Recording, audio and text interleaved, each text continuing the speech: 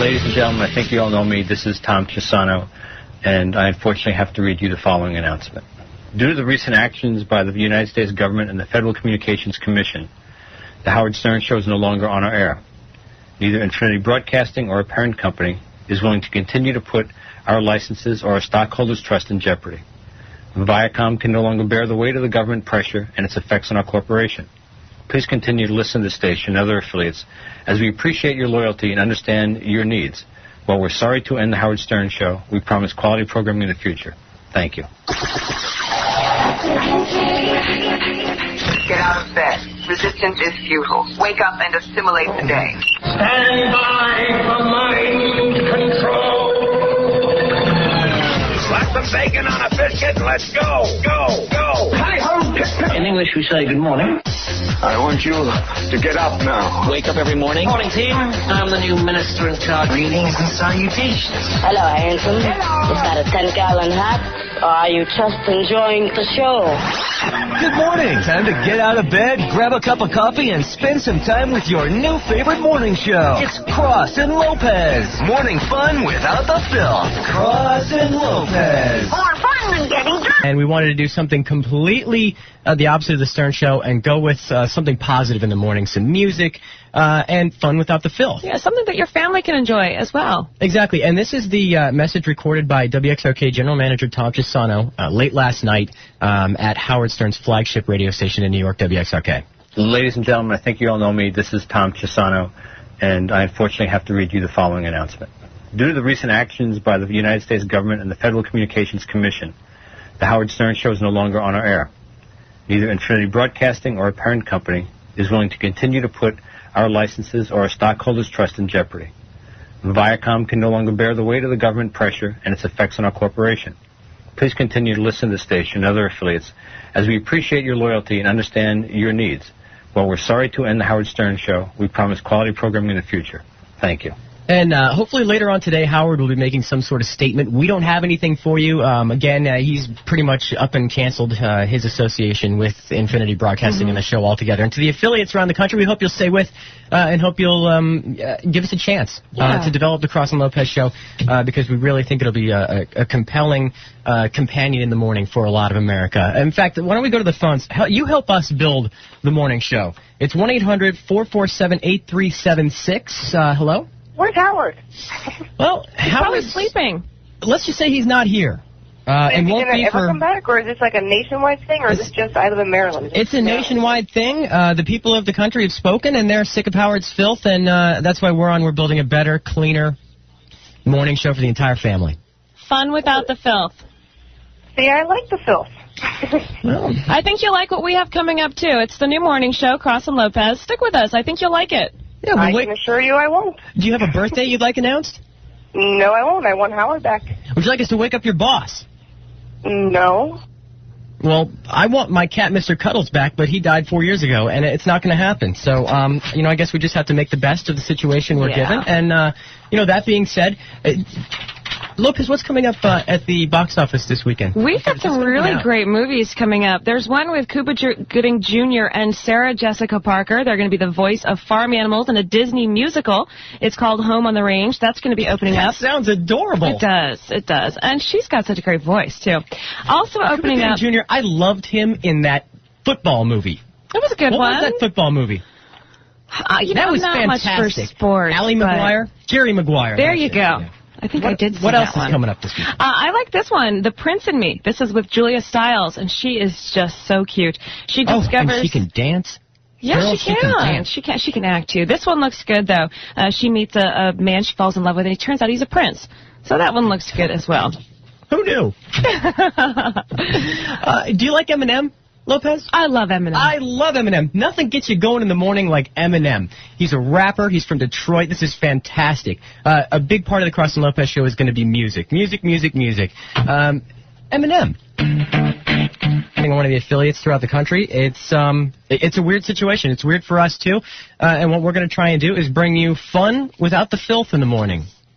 We are. And if you want to call up, if you want to shout out, or maybe it's your birthday, give us a call. Let us know what you think or what we can do for you. 800-447-8376. And one of the things that made Howard's show so great was the games and contests he would do. He was fantastic with that. Wouldn't you agree? Oh, yeah.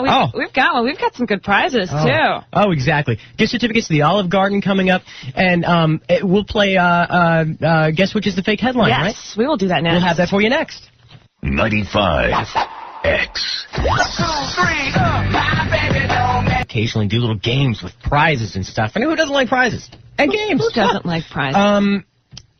Guess which headline's the fake one. If you know the fake headline, we'll give you, 3 headlines, I guess? And let's make it harder. Let's give them 4. Ooh. Now that's hard. Up in the ante. 800-447-8376 is the phone number. Give us the headlines, Lopez. Okay, here are the headlines. Kevin Costner almost dies from a burst appendix. Splitsville for Tom and Penelope Cruz. Jennifer Garner sick of the hit TV show Alias. Or Simon Cowell secretly weds. Which one is the fake? You spot it, and you'll win a gift certificate to Olive Garden. Let's go over those one more time. Whose appendix burst? Well, Kevin Costner almost dies from a burst appendix. Oh, dear. Splitsville for Tom and Penelope Cruz. Is Jennifer Garner sick of the hit TV show Alias? Now, that's impossible to believe. Who is sick of Alias? Well, that show is fantastic. She might be. No, never. She wants to make big movies? Maybe. What was the 4th one? Simon Cowell secretly weds. We know he's got a serious girlfriend. Well, don't let them know. It's up to them. Let them win the prize. You're right. 800-447-8376 is the phone number. It's Cross and Lopez. Hey, I love you guys. Oh, my God. Thank you. Oh, you're welcome. Can you guys play more Britney, too? Did you see her new concert? No. You didn't? No. Oh, this is great. Like, even my little kid's sister can listen to it and everything. That's the idea. Fun without the filth. Yes. Hi, Cross and Lopez. Lopez, yo, what is this Turn Stern on. I'm afraid Howard's no longer here. All right, you got to tell Tom Chisano that he's a little fag for letting this happen. Oh, dear. That gentleman's a little irate. I want to apologize to all our homosexual friends. Cross and Lopez, a big part of Cross and Lopez in the morning. Fun without the filth. Howard Stern off the air. Came down late last night, and we've been the plan B for some time now. It's been a possibility that Howard could be forced off the air due to indecency issues. And I'm Rob Cross, and I'm Lopez. And we're going to do our best to fill Howard's rather big shoes. Yeah. And a little bit earlier, we did Guess Which is the Fake news story. Now, I didn't tell you, Cross. Did you know which what it was? I'm going with the exploding pancreas story. You're close. Kevin Costner almost dies of a burst appendix. True story. It happened. It did? It did. I win? No. That really happened. Oh, yeah, You're not understanding how to play this game. Which one's the fake? It's early. I haven't had my coffee. Also, Splitsville for Tom and Penelope Cruz. A lot of people heard that. It did happen. Jennifer Garner sick of the hit TV show Alias. It's true. No. I'm sorry, honey. No one's sick of that show. Not even Jennifer. She is. She wants to make big movies. So those are all true. The fake story. Jim in Hartford got it right. Simon Cowell secretly weds. He is still a bachelor. Ladies, he's still available. Wow, that is one eligible bachelor. And if you'd like to win something, and this is pretty easy. This is the kind of thing we can do because it's a show for the entire family. Whether you're a 10th grader or in a convalescent home, it should be equally as fun for you as it is for the next person. And so too with the contest. If you can guess this laugh, you want to give us a call right now at 800-447-8376, and we'll award you with fabulous prizes. This is from a big movie. Just opened recently at the box office. Whose laugh is this? Well, that's not easy. Oh, I don't know if I know. Yeah, I don't know either. We'll take a quick break and let you know who it was in just a second. Cross and Lopez in the morning. 95. Back to the new fun way to start your morning. Fun without the filth with Cross and Lopez. All right, 17 minutes after the hour, Howard Stern's off the air. This came down late last night. Oh, pardon me. Infinity Broadcasting yanked Howard Stern due to questionable decency content. And my name's Rob Cross. And I'm Lopez. Yeah, and we've sort of known this eventuality could happen. Yeah. And we're going to take care of you. Yeah, we've been planning for it, and we're here to bring you fun without the filth in the morning, and it's a work in progress. And to the affiliates around the country, we we ask that you stay with, because down the line we hope to build a morning show that we can all be proud of and all participate in equally. And before we went to the break, we played you Laugh from a movie that opened last week, a big movie star. Why don't we check that out again? Marilyn knew who it was. Marilyn in Baltimore got herself a 4-pack of tickets to see Scooby-Doo 2. Why? Because the laugh was Scooby-Doo. His laugh makes me giggle. Speaking of things that make me giggle, I don't know if you caught Leno last night. I did. I thought, his monologue is good. I don't necessarily like what he does with his guests or anything, but the monologue was good. Why don't we check it out? I disagree. I like everything he does. I think the guy's got his finger, fairly on the pulse. He does, he goes out and he does a lot of stand-up comedy throughout the country, and I think it keeps him real. He said he actually keeps a lot of his money from his contract in the bank, and he actually lives off of the money that he gets by doing this stand-up comedy. He's a skilled comedian. Yeah. Let's check out some of Leno's monologue last night. Price of gas in California, it's going crazy. Oh, in fact, today I did something smart. I bought a gallon as an investment. Give you an idea how expensive gasoline is out here. Coming to work this morning, there were actually people driving in the carpool lane with more than one person in the car. I couldn't believe it. I saw a Hummer with 2 people. Can you believe it? It's amazing. Well, the big story in Washington, they are grilling rice, and boy, is she steamed. That's the big story. The big corny story. I tell you, this White House is nothing if not clever. They said they will allow Condoleezza Rice to testify, and they wanted to do it on TV. But it has to be on UPN the night NBC has the final episode of Friends. That's when they're going to do it. Is it wrong that I'm kind of attracted to Condoleezza Rice? I think she's kind of hot. She's a smart woman. Are you? That wasn't me. Condoleezza Rice, so you have to admit, oh my goodness, is the best looking member of the cabinet. I like the part about... Hands down. If they did a cabinet swimsuit issue... I like the part about the steamed rice. I thought that was... And Cross? Cross? What's happening? Was that you? Are you pulling a prank on me, Cross? You little bitch. No. I won too many Nachos Grande last night. I think we should probably cue up a song or something. It's time to take back the airwaves from Cross and Lopez and end our bizarre April Fool's joke. That was scary. Hello. This is Nambla, the North American... Yes, we are back for anybody who was stupid enough to fall for that. And there were many of you. Check your calendar, people. Many of you actually fell for that, but I wouldn't doubt that Cross and Lopez could be our replacement. Hey, that's the way the country wants to go, I think. Great Cross and Lopez join us now. Our program director, Robert Cross, and, of course, Danny. Yeah. Who I renamed Lopez. Oh, thank you very much for that one. Because I like that. You guys did a great job. I didn't even believe it. You guys really did a great job. No, you have a lot of chemistry on the air, though. I like that. Yeah. And everybody was digging Danny when we were doing it. Oh, my God. I got sort of attracted to her. Really? You were all standing in there. What were you doing? Well, Benji had his pants off and was pleasuring himself. Everyone was, realizing how hot Danny is. I was supposed to be in there contributing, and I just kept looking at Danny's cans. Well, that was your contribution. Yeah, thanks for contributing. All right, I want to thank... What is it, Gary? I thought Gary wanted to say something. First of all, I want to thank our program director, Robert Cross, better known as Chuck Roast. My pleasure. I've been on the air in 11 months. Are those his and he true... did that to me. What? I just want to know, are those his true feelings about American Idol? I was just fascinated. I've never... I don't think I've seen it this season. I actually... those are my true feelings about American Idol. And we got...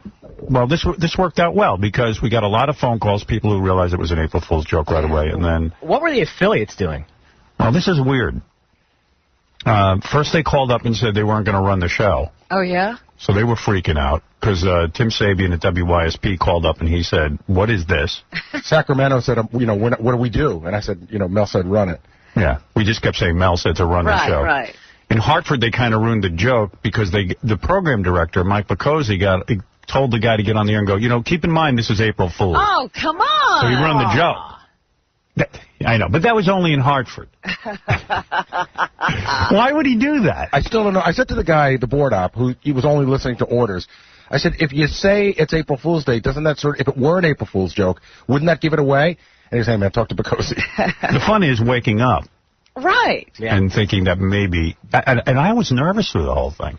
I was, too. I was like, oh, my God. Oh, and wait, I should what tell you, are we going to do? In Hartford, the guy said, I said, why would you give away the joke? He goes, dude, we're a rock station. You're playing Britney Spears. Yeah, well, that's the joke. Yes. Yeah, therein lies the comedy. Did anybody tell Tom yet that this is a joke? No, Tom is very much ready to man the phones and take the heat. Tom liked it. Yeah, I think I got a job. This was a good dry run for Tom for about 3 weeks from now. He says, let's get it on. Give me those phone calls. He just got a big schedule for McDonald's. He's thrilled. Yeah. They want to get back on the show as soon as possible. The big, yes. Yeah, the big Cross and Lopez fans. How about the guy who called in and just wanted a shout-out to his girlfriend? I was like, yeah, kill all the people who want shout-outs. Yeah, they already had fans. I mean, you guys have a following. Doesn't take long. Yeah, the sickening part was we're in there taking phone calls because we taped them. Uh-huh. And a lot of people were like, we really like the show. I like this. And by the way, this just in, we're back on Clear Channel. We're on in 6 new markets. Tom, look at you reading that announcement about the end of the show. Credible read, right? It was a very credible read. Speech impediment and all. Yeah, you were good. Thank you. He came in and said, how was my read? Tom always wants credit. Well, let's hand it to Cross and Lopez. Yeah, give him a round of applause. They're good. Tom's idea to get Cross.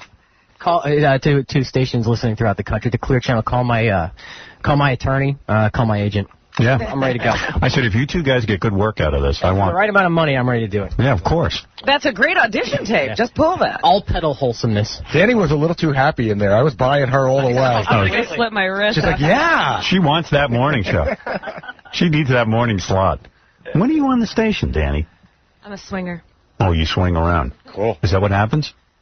That's what happens. Yeah, when Tabby takes over overnight. Danny's that person we put when we don't have anybody else to put there.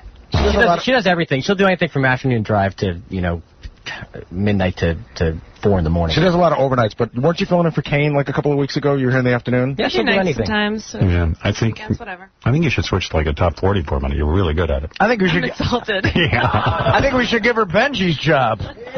Yeah. I'm But for wait, that. he's wearing clothing. Anyway, hi, you're on the air. Nick, you're on the air. Captain Janks, you're on the air. Nick was one of the people. Dick. You know what? I got to tell you, when I turned on the show and I heard that, I was like, okay, it's April Fool's Day, so we can expect something here. I mean, but then I find myself believing it. So I said, okay, well, you know what I'm going to do? I'm going to call CBS as somebody from CNN and see if it's true. And CBS News was putting the kibosh on it. They were saying it was a hoax. So I kind of knew. Well, how they would, but they don't know how because would they know? we got about 50,000 phone calls from news agencies trying to find out. Most of them were me. Yeah, maybe it was all you. Yeah, but you know what, though, Howard? I'll tell you what, not for nothing, but this is what's going to happen one day. Everybody. Let me tell you something. The reason I decided to do this year is because last night, and I think this is up on the website now. Yeah. Senator Brownback of Kansas wrote Mel yet another letter. Why are you not getting rid of Howard Stern? Then there was about 5 other developments where I think we're getting fined again. There were 2 fines in the pipeline, is what I heard. Really? Yeah, there are 2 fines in the pipeline. And then there's another article about Lowry Mays, the head of Clear Channel, his affiliation with Bush. The only positive one is, and this is really cool, out of all of this, the FCC has gotten so many complaint letters about Oprah that they are now investigating Oprah. Oh, that's great. But as I predicted, they won't find that Oprah's clean. That doesn't mean anything's going to happen. They just have to look at it. And also, we should say that this isn't a total joke. Cross and Lopez will be taking over for Cabin. This is Plan B. That was a rehearsal. Right. I'm hoping Brownback will fine us. Yeah. For an hour. Yeah, you did allow the word fag on Yeah, there. what was that? Yeah, I thought that was a little racy from Cross and Lopez. Kevin, you're on the air. Hey, I can't believe what you just did to us. You're a horror. I was in church on Sunday, and the priest gave a sermon about Janet Jackson's anatomy, Britney Spears' teeny-weeny little bikinis, and, oh, my God, I won't even say about Howard Stern, the schlock jock. Oh, really? You're kidding. Yeah, well. I said, are you kidding me? Yeah, with everything that's going on in the world, that's... In my church. Yeah, I know, it sucks. Double A, you're on the air. Yeah, come on, dude. You can't. That was ridiculous this morning. I'm calling every K-Rock number I have in my phone book over here now. Yeah, but you got to realize that Scooby-Doo contest wasn't half bad. Yeah, I was loving that. Great contest prizes. Screw that. What, are you kidding me? I love that Olive Garden giveaway. 2 passes to the Olive Garden and Scooby-Doo tickets. You got to admit, Cross and Lopez with that Leno monologue really worked. And also, can we play Toxic again? Die for all I care right now, man. This was like 9/11 all over for me. I mean, it was horrible, man. Tim Sabian, our program director in Philadelphia. How did you dog you? Yeah, Tim was fooled. Tim was bailing. What were you going to do, Tim? Tim was like, what do I do? I hear Tom Chisano this morning at 6 o'clock making that announcement. I'm like, you got to be kidding me. I'm thinking, it's April Fool's, but would he be doing that? Hook, line, and sinker. How dare you think about taking me off the air, Tim, you bastard. Yeah. I was putting on a really good morning show. Yeah, Tim, you might even get to do mornings in Philly. Yeah. So we got the TV stations in there now. They're coming in and checking it out, too. So. Yeah. No, you're kidding. Yeah, there was a lot of media attention. Because, you know what, in all seriousness, and I swear I'm not even, if anything, this demonstrates exactly what is going to happen here. The Senate is about to pass this bill. Bush will sign it. I am telling you, we are going off the air. Now, I know some people think I'm crying wolf and all that kind of stuff, but I swear to you, the one thing I'm good at is predicting what happens to us. And I haven't been that wrong. But I really do think the show will be off the air. I don't know if Cross and Lopez will replace it. I can tell you that Cross and Lopez won't be on the air. Really? Hell no. Come on, they've got a following. All 3 of you, thank you. This is weird. You know, they can now take instant ratings on radio. They can actually point these little gun things at cars. Right. Cross and Lopez are #1 in Kansas. Where they can't even be heard. They have a 14 share. I love you, Topeka. Yeah, so congratulations. Senator Brownback is listening. Yeah. Well, to the rest of the affiliates, just let it be a good lesson. A day without Howard. But it's hard to take. Well. Yeah, actually, Cross and Lopez are actually beating Imus. Yeah, and so is everyone else. Lopez is #1 with Benji, according to this. Who was completely charged up from Lopez. Yeah, we're all charged up from Lopez. Lopez is a good name. Yeah, you know, there was this disc jockey in Baltimore when I was in broadcasting school whose name was Lopez, and that's all he had to have was that name. Yeah. He would come on, Lopez with you, and then he'd spin some records. See, I was thinking Linda Lopez, but Lopez. Oh, it's better for a white chick, too. It's better when you take a complete honky and you... And give her a Hispanic name. Yeah, give her an ethnic name. It's great. Rob. We should do that with all the jobs. Yeah, I wanted an ethnic name. I'd use my real name. Rob, first fag, now honky. What are you doing? Roberto, you could have been. Yeah, exactly. I could have been Roberto Chavez. This is Roberto and Lopez. Oh, that would have been a great show. Tim, you're on the air. Hey, Al. Hey, now. You are exactly right. When I heard that it was off the air, we were talking in a local convenience store, everybody. We said, you know what, we have to get off our butts and start calling our congressman. Yeah. Because you gave us a taste of exactly what's going to happen. Yep. It's really weird, too, because when people write now, they're senators and congressmen, they send you back a form letter saying, thank you for looking into this indecency issue. We're looking into it, and we're against indecency. They Yeah, as if you were complaining about indecency. They don't even read your letters. It's really weird. Bobby D., you're on the air. Hey, what do you take us for? A bunch of morons? You figured it out? Let me tell you, I figured it out when I was on the treadmill. Okay, because years back, you remember when your station did an all Elvis all-day thing on April Fool's Day? Yeah. But I got to tell you something, man. I've never voted in my life. I will be registering today to vote. Good for you. Yeah, because I'm telling you, my world was turned upside down for about 3 minutes. Yeah. Till I realized that you're such a bunch of scumbags. You would do that. That you would do that kind of stuff. So therefore, I said, you know what? It's ridiculous, man. It's ridiculous. Mike, you're on the air. Hey, Howard. Yeah. Yeah, man, you made me cry. I'm 44 years old, got in my car, I heard that show, and actually started to cry. Wow. Yeah. It was fun. I love that woman who called in and said, but I like my filth. Give it back to me. Yeah, she was good. She's the only one who stuck up for us. Weren't you amazed when you guys were taking phone calls that nobody really stuck up for us? I don't know what I'm more proud of, getting out the vote like this or making that guy cry. You know? I tell you, you made me cry. I've been taping you since the NBC days. I got about 1,000 tapes in my garage because I commute to work. It's the only way I get through my commute. I actually have your original FM broadcast in my car that I listen to every now and then. I broke it out, started listening to it, and let me go back. All right, there we go. That's cell phone. I hope he's collecting Cross and Lopez now. Yeah. Yeah. You can add that to You have the premier broadcast. Exactly. Yeah. Eric. Hey, now. Hey, now. I just wanted to say that was the best prank that's ever been. I mean, I was completely fooled. And I'm like, at first I was a little upset about it, but now, you know, I understand now what the people in Pittsburgh went through, and I actually started to, you know, feel like I did need to call somebody and, you know, get off my butt and make something happen. I gotta hand it to Cross and Lopez. It was eerie. I was in there getting nervous. Like it just made me uncomfortable. Well, they really did sound like they'd been doing this in a back room somewhere for about 3 or 4 weeks in preparation. Yeah, it sucked hard. No, you guys are really good at it. And I was I was in the studio with Cross and Lopez the whole time, like sitting there going, oh my God, I feel so irrelevant. Yeah. You know what I mean? It could so easily happen, and we're on our way to having that happen. Jeff, you're on the air. Howard, the king of April Fools, man. That was a good one. The king of media to the king of April Fools, huh? That was a good one. That was excellent. And I'll tell you what, that Lopez has a lot of energy. That was about a 3-tissue morning for me already, Yeah, Howard. Lopez. All of us. She was bright and perky. All of us digging Lopez. Yes, Chris, you're on the air. Hey, now. Hey, now. You hook-nosed, you bastard. What are you doing to me this morning? What are you doing to me? You killed me. I had to switch radio stations. I was listening to some cream pie music. All I know is, man, last night I get home and I got like 20 articles in front of me, all of them pointing to the fact that we are going to be off the air. There's just no doubt in my mind that we're going to be taken off the air. Howard, they take you off the air. I, again, like the other listeners were saying, I, again, would be on that site right into my congressman like there is no tomorrow. You had me scared. Don't do that to me. I almost had heart failure.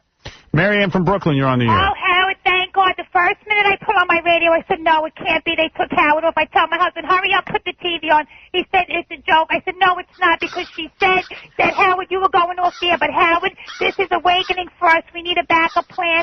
We have to find a way, Howard, to let us know what's really happening. But, Howard, that's all of us. Each of us has to keep writing to our congressman. I'm getting responses, Howard.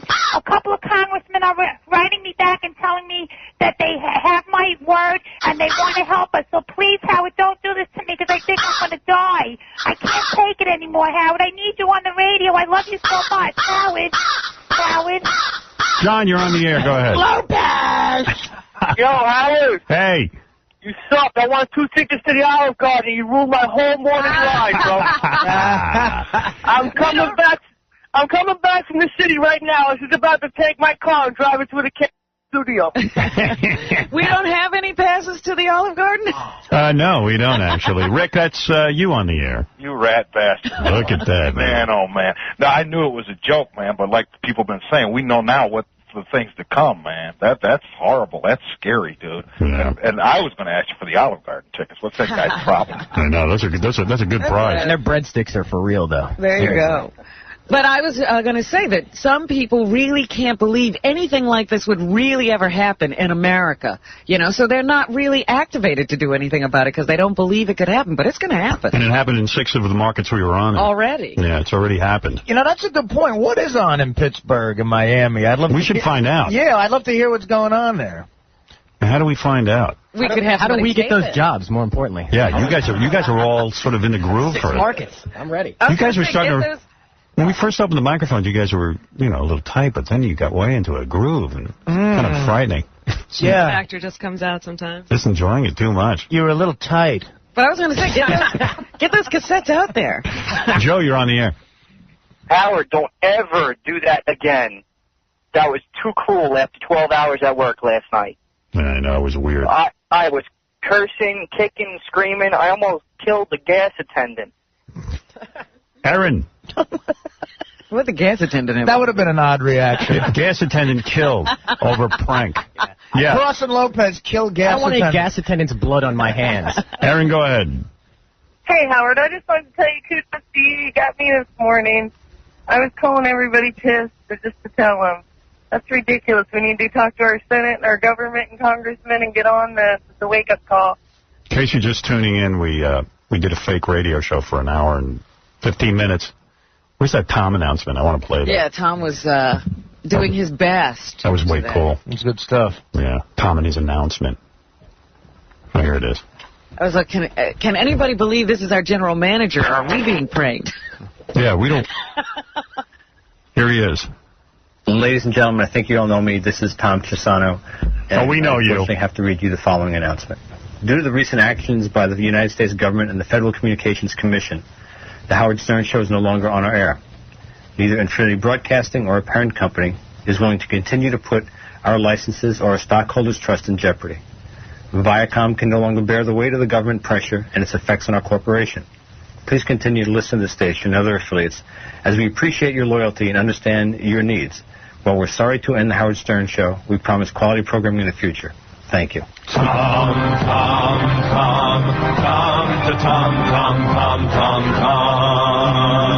So here's some of the mail that started coming in while we were doing it. You may want to keep that handy. The real thing comes up. Yeah, please. That was a good. He was a good read because he's done that before. Yeah. He's been practicing. Yeah, for 20 years he's been waiting to read that announcement. Well, George W. has finally turned this country into a Nazi state where free expression of ideas is stifled. George W. et al. Has also managed to borrow the worst parts of Islamic and communist Russia governments by incorporating religion and censorship into our daily lives. So, a pox on all our Republican leaders and chicken-ass Democrats. So, let's see. What the F? Where is my radio show? It's gone. I just effing signed the petition and complained. This is a load of S. Wow.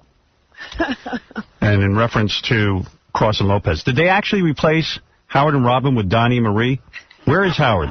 I'm so flattered. To wake up and to hear Clay Aiken and those two, Cross and Lopez, I really thought my radio was on the wrong station and that perhaps I was in Utah. Wow. Look at all this. It's really difficult to live through this. Oh, my God. It just goes on and on and on. People are really bummed out. Can you please tell these sea suckers to get off the air and put Howard back on? I woke up this morning expecting to hear the wonderful voice of Howard fill my speakers, but instead I got this A-hole Lopez show. A-hole and Lopez. Oh. That's what your name should have been. A-hole. A-hole and Lopez. A-hole. It's not really ethnic enough for me, but it's okay. What the F? Well, that's a minority, don't you think? Man, some real angry ones. What the F? That's all this one says. These are faxes. Gary, what's going on? What can I do to help? Call me. Nan Leonard. From Nan Leonard Public Relations. Wow. She was all freaked out. So many people just writing in and getting pissed. There was an email from that Marshall Fine guy. I don't know where it is now, but what did he say? He goes, I heard there's going to be a press conference. I want to be at it. Yeah. And, where's that coming from? He goes, if this is an April Fool's joke, then fine. But if not, I really want to be at the press conference for this. Yeah, he wanted a good seat at the conference. Oh, my goodness. So already there's a rumor that there's a press conference? James, go ahead. Hey, just had a couple of comments there on the you advertising the fun without the filth. And then y'all playing Eminem, I think he's pretty filthy. But I don't always agree with everything Howard ever says or does. He still thinks we're off the air. He's talking to Cross and Lopez. He's the Cross and Lopez handled this. Howard's had the largest listening audience for years, and he still does. Like I said, don't always agree with him, but, you know, the government's taking our freedom of speeches away. It's just another way. I just wanted to say that. There is no freedom more precious than our freedom of speeches. And I agree with you 100%, and I'd like to apologize for the M&M on behalf of Lopez and myself. Thank you. I appreciate it. Look, wow. The April Fool's joke, just maybe because of the 3-day delay that we're on in most markets. We probably haven't come on live yet. They probably don't know that Cross and Lopez are an April Fool's joke. The only part of that show I liked was when the guy said fag. Jeff the Drunk, you're on the air. That was not even funny. Are you back in off the ledge? My God.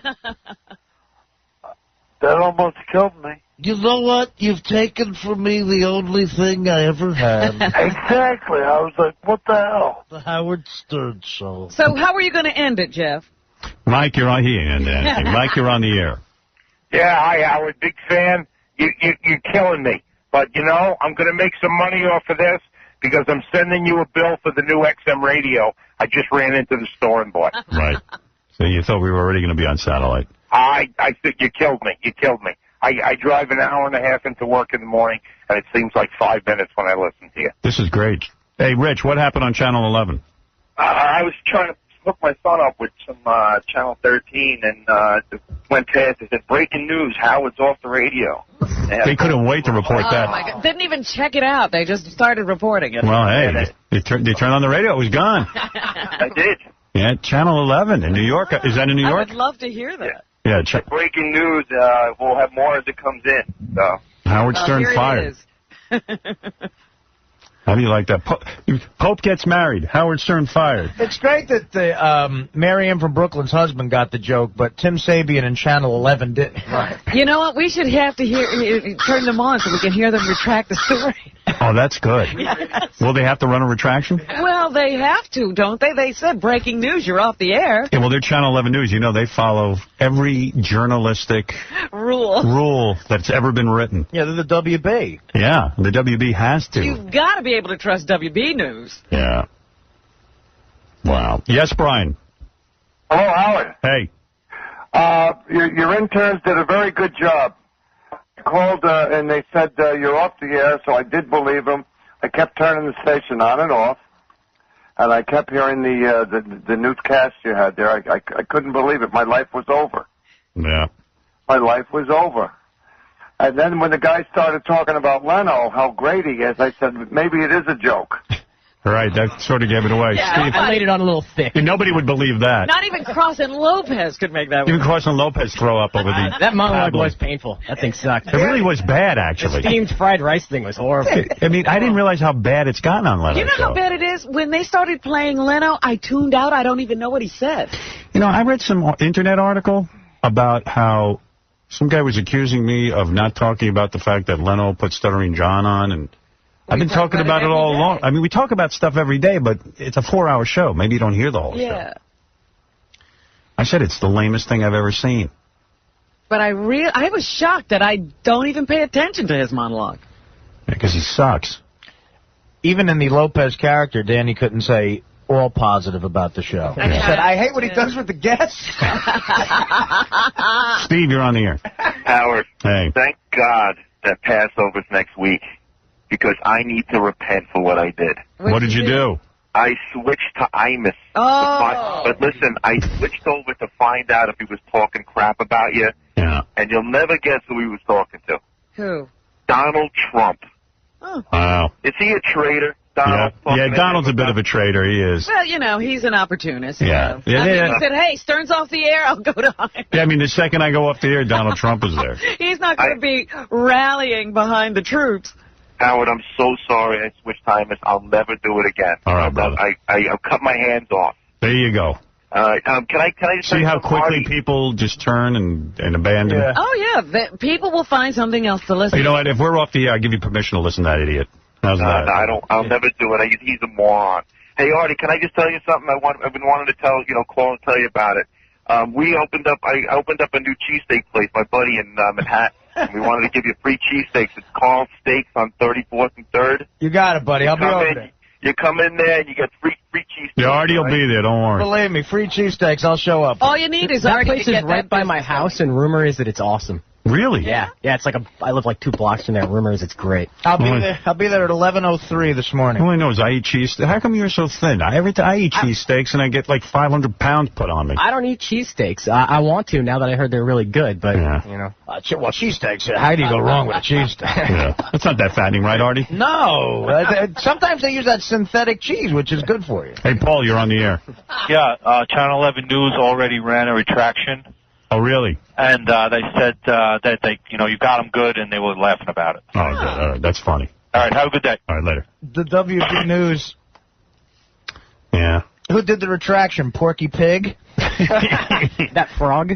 Hey, Joe, you're on the air. Worst and worst. Hey, Howard, you know what the best part of your joke is? There's a whole community of Jesus freaks out there that for an hour and a half thought they won, and now you crushed them again. That's true. We can only hope that happened. Yeah. Yeah, they were probably beside themselves with glee. Dropped to their knees, yeah. Thank you, Jesus. Alex, you're on the air. Yeah. Howard, don't you ever do this again. I went crazy. until that Leno stuff started. And when that started, I thought, oh my God, Howard must be going nuts at that moment. Yeah, well, this guy kept calling Cross and Lopez. We didn't put his calls on the air because... Yeah, man, I really went nuts, especially when he said, the country has spoken. I said, what do you mean the country has spoken? Congress is not the country. Country is just 500 rich guys who got there to make their money. This guy called in, like... Man, this was the best April joke ever. He was the first caller, and we didn't put him on the air. I told him I hope they all get cancer. Yeah, he did. He was the first caller, and he goes, you know, so... Howard, so you Cross... are the king of all media. I'm telling you that. I don't consider myself stupid, but... Wait a second, man. Important. All right, well, he's not letting me talk, but Cross kept saying to that Russian dude, he kept saying, you know, sir, most of the country, you know, he goes, the country has spoken. He goes, what you mean country has spoken? They hadn't heard from him. Yeah. Not country. He kept going on and on, so it didn't fit into the Cross and Lopez format. Yeah, it was a little abrasive for us. They're not broadcasting for his kind. Yeah. Hey, Nikki. Nikki's not there. On Cross and Lopez, we love foreigners, but we hate Russians. We don't like angry Russians. Yes. Yeah. It's good family programming. You bet. Eileen, go ahead. You got the last call, and then I got to take a break. Dude, in the 14 years I've been listening to you, that was the best thing you ever did. I called my husband. I'm in the car. I call my husband. I go, John, you have to turn the TV on. Howard Rock's going to be all over the TV. And then within 3 minutes, I figured out that it was a joke. Then I go into the gym, and everybody's talking about it. Cross and Lopez are on 92.3. You have to turn it on. Howard's off.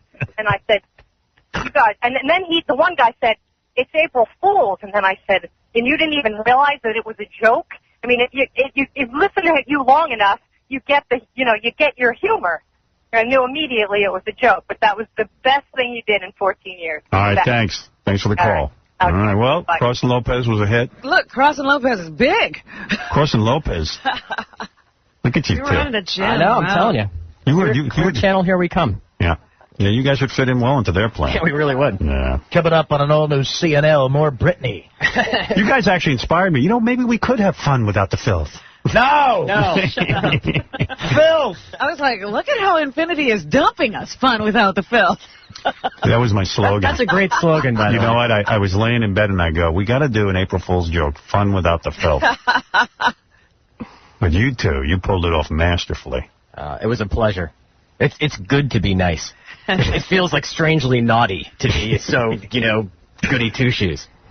Danny, thank you. Yourself. Yeah. But you know what?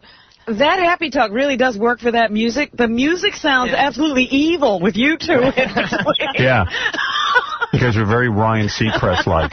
I like that Toxic song. Let's play that. I'm digging it. We're back in the studio. We're putting together the show. Uh-huh. So Artie's standing there. He's half asleep. And, oh, come on. And we're talking. And by the way, I want to thank Dead Air Dave, who ran the board. He did a beautiful job. Yeah. Boy, he's good. He can do something. He's good. He's great. He was really terrific. Well, from hitting that button, he's gotten really good at working controls. I mean, he's really talented. He shouldn't be working a button. Give the guy a full-time air shift.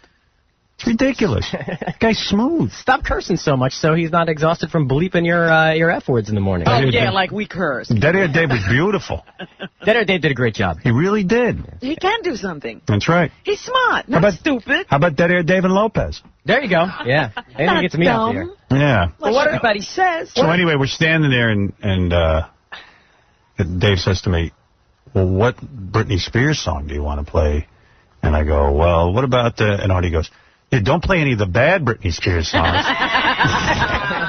We need a good one. Yeah, Rob almost messed up there when the person requested Britney. He was like, ugh. So Fred goes, just play anyone. Who cares? I liked her early stuff before she got commercial. Yeah. What is it, Scott? Hello. Hey. Hi, Howard. This is Scott from StopFCC.com. Yeah. Yes. I just want to tell you that in addition to me being totally surprised this morning and really switching the channel about 5 times looking for you, I had more signatures on the StopFCC.com petition this morning than I have in any morning so far. Wow. Yeah, well, We're really supporting you. That's really good to hear. Justin, go ahead. Hey, Howard. Hey. How's it going? What's up? Man, I tell you what, that was a hell of a joke. Yeah. I was coming in today, and I always listen to you when I get off work coming in. And I started hearing all this stuff. I was like, oh, no, I had to come in and call and about to raise some cane. Lopez, what's this crap? Who's Lopez? Lopez. Josie. Yeah, Howard. Hey, now. You're a genius. That's all I have to say. I woke up, put on your show. My world ended, and I said, and then I figured out it was April Fool's, and I said, you guys are like Orson Welles. Remember the end of the world thing? There was a War of the Worlds vibe in the studio. Yeah, it was. It really was. It was the end of the world for me when I heard that you guys went off the air, but it was great. It was genius. I love you guys. Now, you guys should have said Martians have just attacked. He didn't say anything. Yeah. Thank you, Josie. I take direction from one person under protest, but two's out of the question. Well, anyway, thanks you guys for getting up early and doing that. That was a pleasure. Thanks. You guys were great. Yeah. And thank you to Dead Air Dave for running the board so well. Yeah, he was good. How about the editing ability of... Well, we were shocked. You know, I haven't really been in radio for the last 15, 20 years. Right. I just sit here and do this dumb I show. was listening to them hit the elements. I was like, man. Not only were they smooth, but Dave was in there taking phone calls, and then he would, while he was playing the music, was editing the phone calls. Yeah. Oh, the modern things. And I was like, how are you doing that? Unbelievable. I was blown out. I've been here for 3 years. I just found out where the volume is on my headset. But even that rat-a-tat-tat of the rhythm of a show like that, you know, all the commercials coming in with Yeah, it was nice. Too, it was amazing. I was nervous. It made me nervous. I was nervous for Dave running the board. We should thank our imaging guy, too. He created all those elements yesterday. Yeah, that was good. There was like 10 of them. Where are those Lopez? And they were really lame. They were good. Actually, the start of the show was great. Yeah, he's a little too good at that. It's a little terrifying. He was ready to step in. Oh, man, that was good. Oh, well, thanks for a memorable morning, Howard. All right, guys, thanks. Thank you. You got it. Help yourself to the green room breakfast that, That put out fair. that Tom put out for you. Boy, that is an April Fool's joke if that happened. Yeah. Thanks, Danny. Thanks, Robert. I mean, Chuck Rose. He's a good dude. Thank God this isn't a TV show. People get a load of Danny, and we will be off the air. But I really did. I was like, oh, this must be what it's like to listen to Ryan Seacrest. Yeah. Boy, that was good. I mean, the fake headline contest. Yeah. Yeah, that was funny. That was really good. Hey, Bill, you're on the air. Hey now. Hey, now. Hey, Howard, I'm here in San Diego, and, you know, they think it's a joke, but we haven't heard you in a while in San Diego. You've been off the air here. Yeah. Well, let me tell you something. You know, a lot of people said, oh, you know, hey, it was a good joke. But we're not on the air in 6 markets, and you know what? I got to tell you something. There were like 6 really great articles that would have to be read in full if I really, you know, took the time to read them. And I'm just afraid it gets really boring when we're on the air and I start reading one of those long-winded articles and some of the stuff is repetitive. Well, that's what I was thinking. That is a much better and more entertaining demonstration of what we just did, of what's happening, than reading those articles. Yeah. But if you do want to read the articles and take, like, you know, a half-hour time, just go to howardstern.com. We've put as many as we can up there, and I think there's 7 new ones on there. And one of them is the letter that the senator just sent back to Mel. I should read that on Yeah, there. that I want to hear. I want to hear when Senator Brownback. Oh, my God. And I started composing a letter to Senator Brownback last night, and I want to really send it. Why don't you? Well, because, you know, the company's got attorneys, and they're fighting this, and they don't want to rile people. You know, He's riled. There's no calming him down. Wait, I'll read you my letter. Hold on. What's today, Thursday? Yes. This is the letter I started, and then I fell asleep. Well, actually, I had to go watch American Idol. Oh, jeez. Hey, some things are important. Yeah, I can't find it. Hold on. I don't see it in here, but this is 5,000 pages. By the way, who are the people who watch the first segment of American Idol and don't tune in for the results show? Those creeps. Is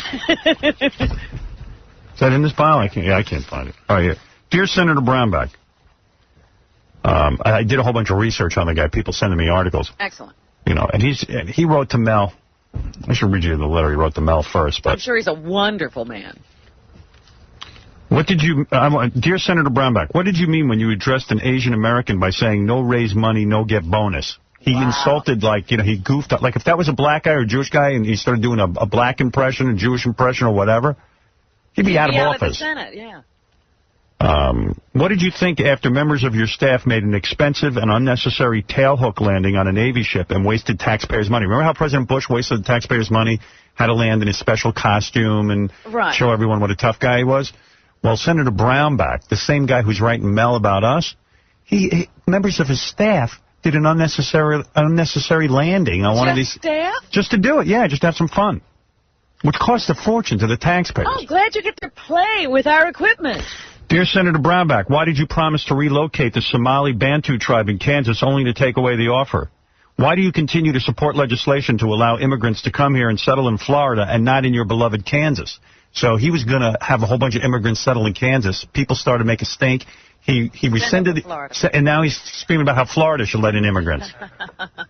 And finally, why do you pretend that your association with the fellowship doesn't influence your voting record and that you've created a conflict of interest? When you answer those questions, why aren't you being fined? Yeah, we'll have Mel answer your questions. How's that, dickhead? That's what I want to write, but I want to send it.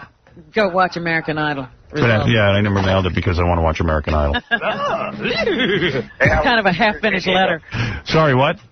I said, we'd love you here in San Diego. All right, brother. Sorry we're not on the air there anymore. Hey, man, I've been listening to you on the LA station. It's all scattery and everything, but it's worth it to listen to you. Thanks. Yeah, and if we get kicked off the rest of the country, we'll probably end up on satellite radio. So Don't worry, I went out and bought a satellite already. All right, brother. It was funny. I was talking to Lorraine Bracco last night. And where did you see her? At the Nick's Bowl-a-thon. What, does Lorraine go to everything or what? She's been out there lately, hasn't she? Everywhere I go, she's there. We're out there. It was like a Sopranos night last night. And that's who I saw at the Knicks game. At the Knicks. It was Steve Sharippa and the guy who plays Artie Bucco, John. Yeah. They were all there last night, and Lorraine and I were talking, and she said, when I said, you know what, we're fighting the good fight, we're trying to stay on the air, she goes, don't even go there. I said, Lorraine, it's going to happen, we're going to be off the air. She says, no, I can't even go there. I don't even want to think about being in a country that puts people off the radio. Did she mention that maybe she could give me some oral? I think she'd be willing to do that if it really happens. She was really livid about the idea that we would not be able to broadcast. Good for her. But don't expect any support from Spike Lee. Oh, yeah? You talked to him? Talked to him? He wouldn't even look at me. Oh. We were like this far from each other, and our eyes never met. I was like, oh, this is so funny. Well, I'm sure you could beat him up. Oh, he's so little. Well, Spike's busy playing in the game. He can't talk to you. Yeah. Meanwhile, well, he was about 3 feet away from me when I went to the next game. Doesn't look your direction. No, and I don't look at his. I don't really care. It doesn't bother me. I could care less that he hates us. Right. You know, but I really know he hates us. I figure we're doing something right if he hates us. Yeah. And so what? I mean, he's a director who graduated to commercials. He already bought spots on Cross and Lopez. Absolutely. But do you realize most guys are doing commercials to graduate into film? He's a film director who graduated to doing commercials. All right. Calm down. Whoa. So I should be concerned that you won't speak to me? All right. We're going to take... I wanted to ask you something about Gary. I'm a new fan, basically, and where did this Baba Booey thing come from? Baba Booey. You know, I probably should explain that, shouldn't I? It's funny, though, that people laugh at it even though they don't understand. I know. All right, the best way to explain it, do we have the little piece of tape, Fred, of the original Baba Booey? All right, here's a good explanation. It's true, because we have a lot of new listeners in Los Angeles and Baltimore. The story hasn't been told. The reason we call Gary Baba Booey. Fred, you got tape, right? I'm sorry, what? I have to go look for it. Okay, why don't you go... Oh, wait, you got it? No. Well, can someone look for it? No, I mean, Gary, what are you doing? I wouldn't have a clue where to look for it. Oh, Fred only knows? Yeah. Can you learn Fred's system so that you know? Why? Because there's no system. If Fred ever dies, we are screwed. Really? No, really. It's no cut against Fred, but there's a lot of tape, and they're not in alphabetical order. And can I make a suggestion? We've tried, but... No, can I make a suggestion to you as my producer? Right. Organize it. Take it upon yourself to organize the tapes. Okay. Fred can't do it. I don't know that Fred wants me doing it. I don't care if Fred wants you doing it. I'm telling you, Fred would appreciate it if you would organize it. Would you mind if Gary organized the tapes back there? No, not at all. Would you work with him on that? Sure. Well, why don't you look it over and see if you can figure out a system? Yeah, Because you're not capable of it. I'm very capable of it. You think you can figure out let me ask you something. When you file your CDs... They're in alphabetical order. You want to put them all in alphabetical order? Good luck. It doesn't work that way. Gary, listen and don't talk so much, because then you get yourself in trouble. Yeah. Sometimes if you don't talk, people think you're a lot smarter. Right. You know what I mean? They think you're thinking. Right. Okay. Gary's like, oh, no, I don't believe this.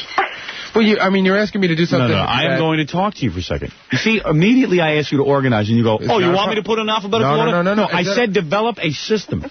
Right, but it's not as easy as it sounds, because there's 50,000 categories. No, I didn't say it was easy. No, wait a second. I wouldn't have you if I thought everything was so easy. It's done. I would do it myself. It's done. It's done. Nothing more. But don't you see your attitude? No. It's done. It is a done deal. Let's say I didn't think of it today. How many more months would we go by with... Let's say Fred died tomorrow. How many more years? Do you want to get it done, or do you want to think of what could be? Now that you told me to do it... What else am I not bringing up that I should be bringing up is what I'm asking you. I don't know. That's the big question. Spend a weekend thinking about it. You know what? I have to spend too many weekends thinking about that. That's the problem with you. I spend a lot of weekends working, and you don't. And maybe you've got a lot of work to do. Maybe you should start thinking about what you're going to do during the week. Really have to start to plan and execute some ideas. Mm-hmm. Not a bad idea. Doesn't it bother you every day that you walk in that the carts are all over the place? Well, we tried to make a system a couple of times. It just didn't. Who tried? You did? No, myself and Fred. And what happens to the system? One of the problems is that the carts come in at such a rapid pace, and no one can decide what to keep and what to get rid of. In other words, Robin might have had 20 news carts a day, and then nobody wanted to know what to keep and what to get rid of, and then we get rid of stuff, and then you say, why'd you get rid of that? But you know what's good? But you know what's good to execute? What's that? You. Go execute yourself. And then I'll get someone in here who can organize. He's not. Look at it. Look at it. He doesn't think that's funny. He doesn't think that's funny. Yeah, you want me to touch Fred's carts? Okay, I'm in. Freddie doesn't seem to have a problem. Freddie, do you have a problem? Gary seems to feel that you're going to have a fit. I really don't. Why do you get that feeling? I tell you one thing we could do. I can tell you how we can organize it right now. We want to alphabetize them. We've got interns up the butt, right? Yeah, but everything isn't written down the way that you can find it. With I'm going to tell you. Can I offer a suggestion? I'm listening. All right. And you know what? This might not be the best suggestion. And there's somebody on the show that you can talk to about this. Who? Jackie Martley happens to be a good... forget Jackie. Why? He's a good organizer. He offered to, I think we can organize this. And then every other time, it's like he just doesn't have the time for it. Is that true, Jackie? I'd do it. He has not shown great enthusiasm, let's say. Hey, well, Jackie is good at saying, I have a million systems. You want me to do it? So, but then he doesn't do it. Yeah. You're right. Because even with the TV show being disorganized, I keep saying, well, why don't you have a meeting with John Lopez? Well, he doesn't call me for a meeting. Just go over and do it then. Pick up and do it. But Jackie likes to be asked and cajoled into something. Make a system. Now, you want my suggestion? Please. You got a computer back there. Right. That can sit and actually categorize things by subject. Right. It's used primarily for our logs of our show, but you guys can use the computer and log things by subject. And it makes a printout, and you'll have it on a sheet of paper, and you put numbers next to it. What do you mean it'll never work? Because it's working better than the way this works... All right. You move fast. So if you all of a sudden say you want something, it's got to be so fast that Fred knows exactly where it is, and he even has to, he even has to set up commercials before he leaves, and that already gets you antsy, and he runs out, gets it, and comes back, and he still doesn't get here in time. What could be faster? What could be faster than Fred having a master sheet next to him where he goes and yells out, number 73? Because the master sheet changes almost every day. And he'd have to look it up. They'd have to find. By the time they got in here, you would be way past it. If Gary knew the system, Fred could be setting up commercials. Gary could be pulling the card. Don't you understand that? All he'd have to yell out is number 73. He'd have a master sheet. We'd all have it. But you would have to know how they were keyed in, which is big a deal as, that's the same as memorizing. I like the alphabetical order idea better myself. Yeah. All right, then there we go. But wait, pick 2 bits. Just pick 2 bits at random. All right, Buttman. Okay, that would be under B. That's easy. What's the one you just asked for? Baba Booey. Baba Booey. Well, it's not Baba Booey. It's Gary. It would be listed Baba Booey story. But that's not what it's called. Baba Booey. Well, then you're calling it the wrong thing. You're naming it the wrong At this thing. moment, but That's right. You could say, where's the tape of Gary? All right, look under G. I'm going to make an announcement to the audience, all right? This is my personal hell. I can't get an office-type person to organize and establish systems. It's all up to What you're me. hearing is how he put his Rolodex together at one time. Oh, the He Rolodex. couldn't figure out where to The Rolodex was unbelievable. Who are you talking about? You. What are you talking about? Tell him, Robin. He used to have the same problem trying to figure out where numbers went. Do you put it under David Brenner? Do you put it under comedian? Do you put it under Steve? You guys are on. You guys are so Should on we drugs. finally work that out? Wait a second. You guys are making stuff up. Come on. Can't you just make fun of me with the stuff that's true? I believe that's true. It's not. It's very true. I believe that. I never knew where to put David Brenner's number. I just used that as an example, but there were many times we called for numbers you couldn't remember what you had filed it. I disagree. Disagree. It's a cross-reference. I disagree on that point. I've never had a problem with the Rolodex. Okay. I mean, once or twice, but let's face it. Where do you file woman whose house bleeds? You know what I mean? Under kook category. You make a kook file. Sure. That's very apparent to me that you don't have the proper Rolodex. I looked through you. You know, remember I asked you for the sheets of Rolodex? Your filing system is way off. Well, hey, but I didn't say anything. No, I can't keep educating you. I need someone educated. That's my point. Well, that's not what I was hired for. All When right. you hired me, you didn't check my... What did I hire you for? Tell me what I hired you for. Honest truth? Yeah. When you hired me, you said, I need a guy to get coffee, potatoes, keep the office a little organized, and book a few guests. You never said anything about Keep typing. the office a little organized. I didn't say anything today about typing. Did I ask you to type anything But I today? wasn't hired to keep files You like can't this. organize a Rolodex? Mine's organized fine. If you can't read it, then that's a problem. But I can read it fine. You just said to me you don't know where the woman whose house bleeds. I do know where it is. Oh, but you I'm just do? saying that... What is that under? I'm curious. Under W. Under W for woman. All right, very good. 5 years from now, he'll remember Yeah, that right. that's under W. When you have 3,000 names and they remember woman. See, another problem, Howard, is to have a system, you have to have a place to put it. Right. There's no place to put anything in that Cards office. are piled up as tall as Fred, 3 So, deep. in other words, it can't be done. Is that what you're telling me? No, it can be done, but we need some help. We need some room, and we need some storage space, and we need some more cart racks, and you're the guy who has to get them for me, and I can get it organized. Just tell me what to go after. We need another office and some cart racks. Oh, not today. So today, this is my job is to get the other office. If I get another office, excuse me. I didn't say what your job was. Have you asked me what I utilized needed. the office that Shelley is in? Have you put up cart racks in there? We could, but then... Then what? Oh, you're not thinking. Get out of here. Goodbye. Again. You're not thinking. You have plenty of space. You're not thinking. You're not thinking about how to organize. You look at it every day and go, boy, what a mess this is. Everybody, what a mess it is. I don't know where anything is. I need help. Then get some. You are the help. Maybe you need more. Maybe you need somebody better than different than me. Are you really saying that? Are you suggesting that? No, hey. Is that what you want? Are you offering your resignation? You know what I want, Howard? You resign, I'll know it. You know what I want for you? Yeah. I want whatever's best for you. Okay. Whatever you need the most is what I want for you. So what I'm asking you is, do you want to grow in your job? It's true, when I hired you, I needed someone to get coffee. Is that what you want to be the rest of your life? And you don't think I've grown? Obviously not. So insult me. Come on, do it. You've answered your own question. Yeah. You know what? You're very lucky. I'll bet the fax machine is choking with offers now that they've heard you. As always. That you've grown so much. That's right. All right. We're going to take a break, and then we'll find out why we call Gary Baba Booey. I'm going to put you on hold. Tri-State area, retard number 1. Thank you. Glad to be here. Very good. 4 cities, I'm a moron. Thank you. 5. Oh, excuse me. We got Baltimore. I'm sorry. He is a moron. He's a moron. He doesn't know how many cities are in. All right. Just calm down. Oh, like that. Very sensitive.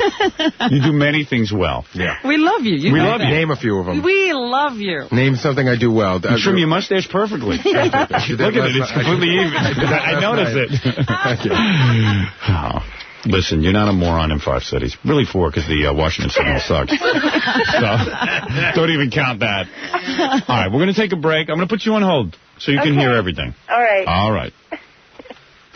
Very lovely woman, Gary, who introduced your name into the... Yeah, thank you. I appreciate it. All right, we'll be back right after these words. Thursday afternoon, classic rock and roll all day. And sells every car to the highest bidder. Now, here's the important part, regardless of price. So, you can save thousands of dollars from what you would pay to a used car salesman or a private seller. Because the used car salesmen are all there buying them and then charging an extra price to you. So you pay the price you want to pay. And in an instant...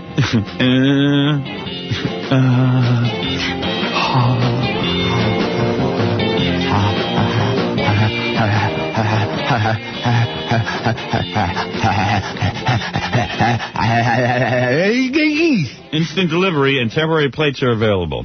And there's free admission. Bring the whole family. It's a lot of fun. It's entertaining. It's something different. New Jersey Public Auto Auction, located at 75 Stockton Street in the Ironbound section of Newark. 3 miles north of the Newark Airport. Take Route 1 and 9 north to Delancey Street, of 1 and 9 south to Wilson Avenue. For more information, please call 201-817-9500. That's 201-817-9500. Now, here's the good news. Our own Baba Booey, Boy Gary. October 19th, he'll be at the auction. That's this weekend. And since he doesn't have... Tomorrow morning from 11 to 1, I'll be auctioning off a car. Do you think you should be here organizing the tapes? Yeah, I do. I'm going to do that as soon as I get back. Auctioning off all the cars, Baba Booey. I just got to go spend some leisure time over there before I come back here. Gary, what will it sound like when you're doing the auction? Wait a second, that's so fair. His mouth is full. Doesn't matter. So's yours. It's better. It's a better impression when his mouth is full. Your finger out of your mouth. It's going to be interesting. Sounds better. By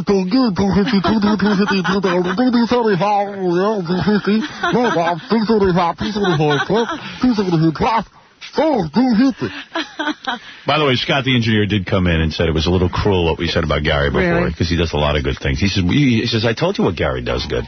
What's that? Came in, he said, Gary dials the phone upside down good. Really? Yeah. So he had something nice to say. See, there's something you do well. So I got that going for me. Yeah, right. He does tricks. Because you always say we never say what you do good on the air, and that Scott reminded me. Phone tricks. Phone tricks. But with his grasp of numbers, it should be a good auction. Yeah. And organizational skills. No one will know what car they got. Hey, I got the BMW. No, you won't. I'm telling you, I kept track. I'll sell you a Cadillac. I'll tell. That's what you get in a Cadillac. How many cars are you going to auction off? Probably just one. So I think I don't... I don't think I could screw that up. Nothing is worse than when stupid Scott gets in a shot at you. Yeah. It's funny. Oh. You know what I mean? When Scott comes in and gets everybody laughing. Oh. That's the worst, isn't it? Seriously. Yeah, but, then you make a ball joke and he pretty much cowers away. Yeah, right. It's easy to take care of that. You got to be on your toes in here. Any physical deformity, you immediately shot at. Would you do me a favor? Sure. Tape your auction when you auction off the car. Would you tape it? Yeah, sure. Thank you.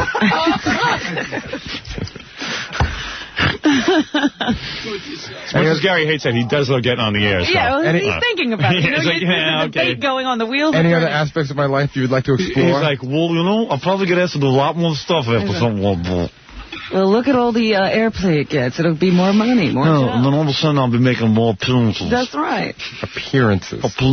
No, appearances. So why do we call... this woman asked the question. You asked the question, why do we call Gary Baba Booey? Yes. Okay, let me give you the answer for all our new listeners. Baba Booey. All right. And then I must move on to other things. What happened was, we were on the air one day, and Gary came in and started... He had a new hobby. Gary was collecting cartoon art. All right, he's a big fan of the Warner Brothers cartoons. Uh-huh. And he would collect Bugs Bunny and different things. Yosemite Sam. Yeah. Gossamer. And we thought it was kind of funny that Gary now was into art collecting. Right. And he really thinks that these, he calls them cells, he really thinks that they're going to go up in value. No, it's something I enjoy. He's changed his mind. Oh, okay. We've taught him that it's something that you enjoy. Because it's ridiculous. It's not even like the original frame from the cartoon. It's some guy goes into a room and just draws it up. That's not some guy. It's the guy. No. Not yours. It's not the guy. Yeah. Yours is someone else drew it up and the guy signed it. Like the Come on, be honest. Well, it's the way, you know how cartoons are done, is the original guy would draw the drawing. Yeah, and then somebody transfers it. And that's what these are. These are original, these are drawings. No, these are original copies of his drawings. No, he drew these especially to sell as cells. Do you know what I'm saying? This is how it, well, anyway, so this is how it gets But you know what I'm saying? Right. He drew these especially to sell. So they're original Xeroxes. They're limited. Would that be fair in saying? Yeah. All right. They're limited edition. Limited editions, only 2 million left. So, hey, one of mine already went up in value. I just want you to know. Is that right? That's Which right. one? The Gossamer. And what is it worth now? I paid $6 for it. It's now going for anywhere between $850 and $900. Let's try to sell it. Go ahead. Now, I want to see you. How do you know that you could get $900? I mean, you are definitely sure that you get $900. No, but that's what I see it being sold for in catalogs when it's available. I see. The Gossamer. Catalogs. That's for selling it to the next guy. Right. That means there's more of Gary out there, that's all. Yeah, right. There's more idiots running around. Hey, my sea monkeys died. Limited edition. The only thing limited is your intelligence. Art in a catalog. I can't believe it. So this is how it started. Okay, What is it, the Sears catalog? What I do is I go through the catalog, I'll buy my artwork. This is why I don't have to be at the store. What is it, the JC And they're right next to the Picassos. Yeah, right. So Gary got caught up in this thing and thought for a while that it was going to, really take off. Well, I'm still involved. Not. I'm still involved. Still dabbles in art. I'm doing an appearance in Washington in December I did one last year. Right. I do that one for trade, for art sell trade. What sell will you be getting this year? What are you getting? Wait a minute. What are you getting? What am I getting? I think I'm getting a Bugs Bunny sell. I'm unsure. Good. That's worth the trip. Maybe a Jay Ward. Really? Jay Ward. Wow. Fabulous. Rocky and Bullwinkle. Wow. Fabulous. I have a feeling the catalog is more rare than the actual pictures. You know what I mean? Seen it. No. I've seen those cells. I have 4 cells now. And they're not even that good looking, the cells. No. It's kind of cheap looking. But anyway, okay, but Gary enjoys them, okay? That's the point. They're there for my enjoyment. So he comes in one day and he says, Bulls, the one thing that I want more than anything is a Baba Booey.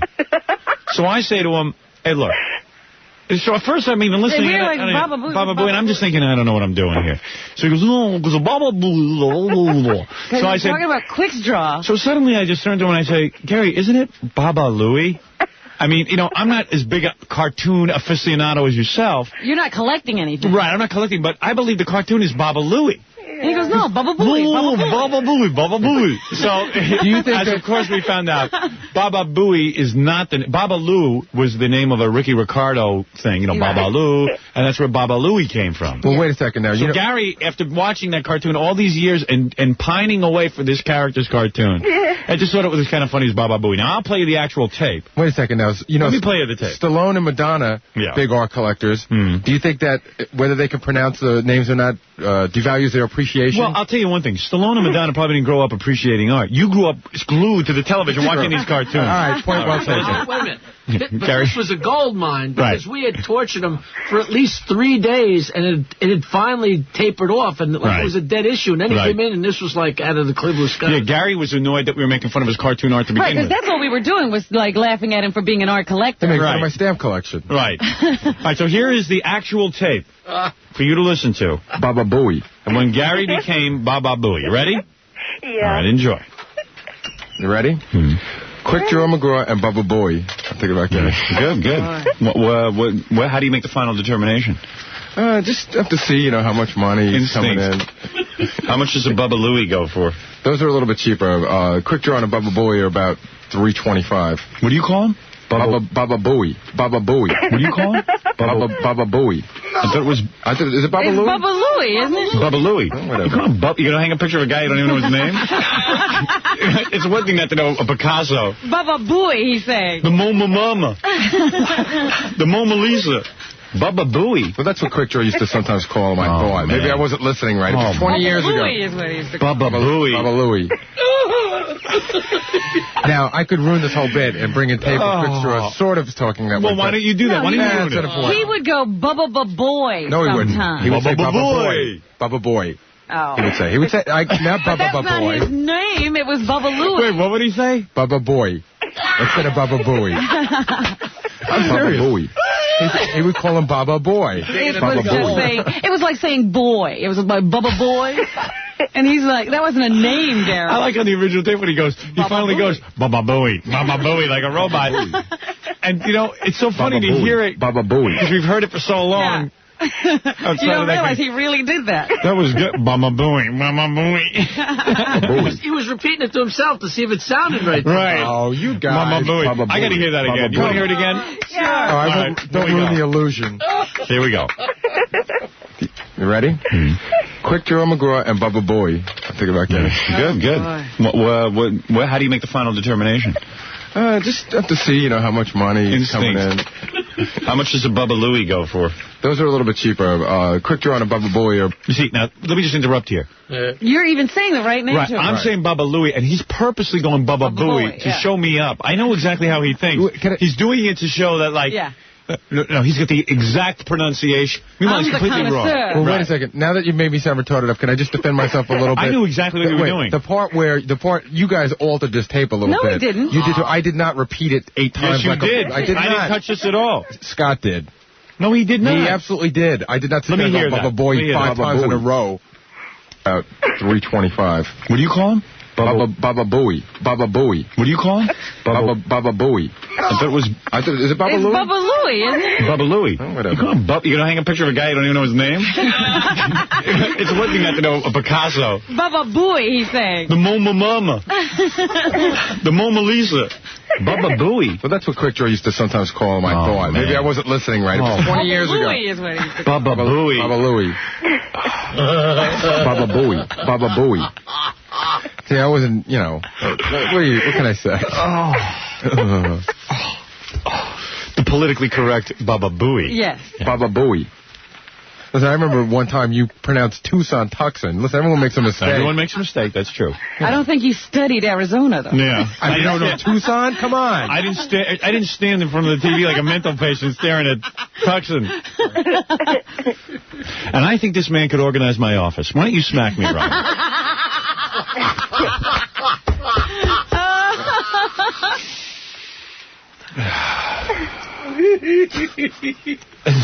So much to do today. Yeah. It's so funny. It's so funny, though. Hey, the woman asked the question. You should tell her the rest of the story, though. What was that? Isn't this the bit where we teased him for like a few minutes, and then as he's walking out the door, he turned around and said, well, you milked that one. That's not funny anymore. Right. I do admit, that day I thought you guys were just berating a point. I never dreamt that it would become We were belaboring. Belaboring a point. Berating. We did it for like 5 minutes. We were berating you and belaboring a point. Baba Booey. Well, that's a Yogi Berra is in here. Yogi Bear, you got one? All right. Leave Gary alone. He took enough today. Seriously, why don't you think about organizing the office? I have been thinking about it. I'm still praying for the day you come out and help me with the tapes. I thought that was a done deal. No, he still doesn't have time for that. Too busy. Yeah. Even during the week, I would do it with you. If you want. That's what we're going to have to do it during the week. It's going on forever. Well, think about organizing the office. Yeah. Think about organizing the office. Get back to me in a year. I've always said to him, organize the shelves, organize this, organize that. Like you organize that little gym bag of yours. It's a little tiny bag. He packs 9,000 things. I got to go to his apartment and see what's going on over there, because that's where the organization is. Yeah. So you know what? It's every CD is completely labeled. He's sitting there talking about how he cannot get these carts in order. He's got tapes with 3 movies apiece on them. I know. He's got a number catalog, file, and he's got a book that they're all cataloged in. Yeah, but he can't do that for me. He cannot do that. That's the value of you. I know you're capable of doing it. You're just lazy. So why don't you start by, I need a half a dozen cart racks from Tom. Why don't we start with that? Let me ask you. No, as a producer. Forget it. Excuse me. As a producer. Right. You should come to me and say, listen, I've met with Tom. I asked him for cart racks. He says he wants to speak to you. Okay. But first make the attempt to talk to Tom. Loosen my load, dude, like the Jackson Browne song. Loosen my load. That's not a sexual connotation. Just loosen my load. You've got to organize your thoughts about organizing the office. Or something. This woman's in stitches. Yeah, because it's funny. You're funny. You're Baba Booey. I'm a funny guy. You're Baba Booey. You think I'm funny? Baba Booey. Baba Booey. I amuse you? Baba Booey. I amuse you?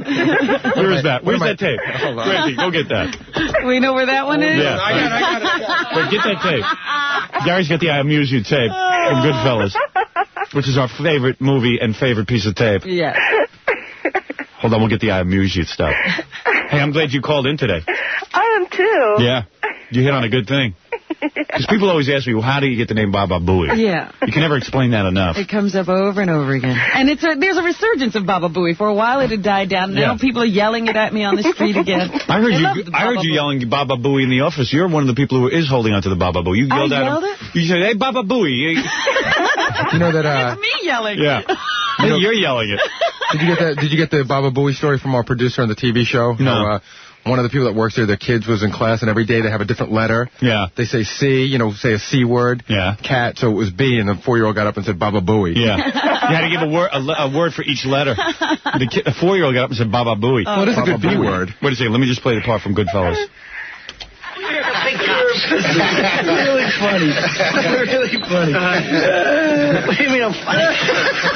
It's funny, you know. It's a good story. It's funny. You're a funny guy. What do you mean? You mean the way I talk?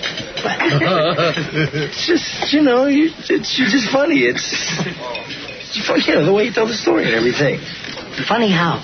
I mean, what's funny about it? Tell me, no, you got it all wrong. Oh, Anthony. He's a big boy. He knows what he said. What'd you say? You're right. Funny how? What? Just, you know, you're funny. You mean, so? Let me understand this, because maybe it's me, I'm a little up, maybe. Well, I'm funny how? I mean, funny like I'm a clown, I amuse you? I'm here to amuse you? What do you mean funny? Funny how? How am I funny? Just, you know how you tell a story. What? No, I don't know. You said it. How do I know? You said I'm funny. How the am I funny? What the is so funny about me? Tell me. Tell me what's funny. Beautiful. I don't care how many bad movies Joe Pesci does from now on. He's a great actor. He's great, man. That guy's great. All right, I got to take a break. Vincent Gallo is an actor. He's an actor and model. He's a great director and writer, too. He wrote a great movie, a director. Buffalo 66. Yeah, I love it. Artie is a big fan of it. I am. Started out his career as a painter. Evidently was, according to the notes I have, a prominent painter, made quite a living at it. But look at him, a Renaissance man. Yeah, and then decided to give it all up and go into film because he felt it was an excellent there's Vincent Gallo. How you doing? Hey, man.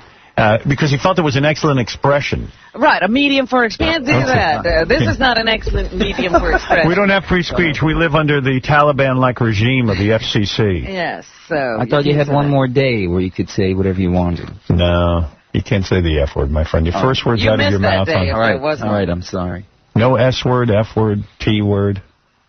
A woman's breasts. You can't say... No. No. That's why I'm surprised. I was reading in the Times that you're a big Bush guy. I was like, you know what? I'm not a Republican or a Democrat. I know you're a big Republican guy. But I got to tell you, I've never thought it was... Why is he saying that the Times effed him, though? He wrote this... Oh, yeah, why'd the Times F you? They had this broad call me up, Deborah Solomon, this real phony baloney, called me up, brown-nosed me, and she kept telling me that...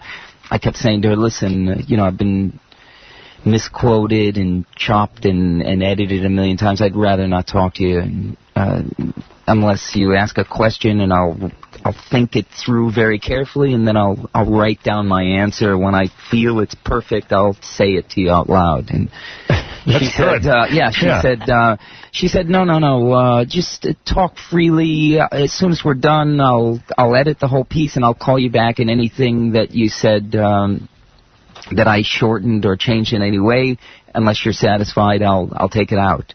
And I said, okay. And you fell for that? Yeah, I fell for that. Like, you know, you think, you know, the New York Times, I forgot this is, it was a memory from childhood where I thought they were a legitimate paper or something. I was in dementia.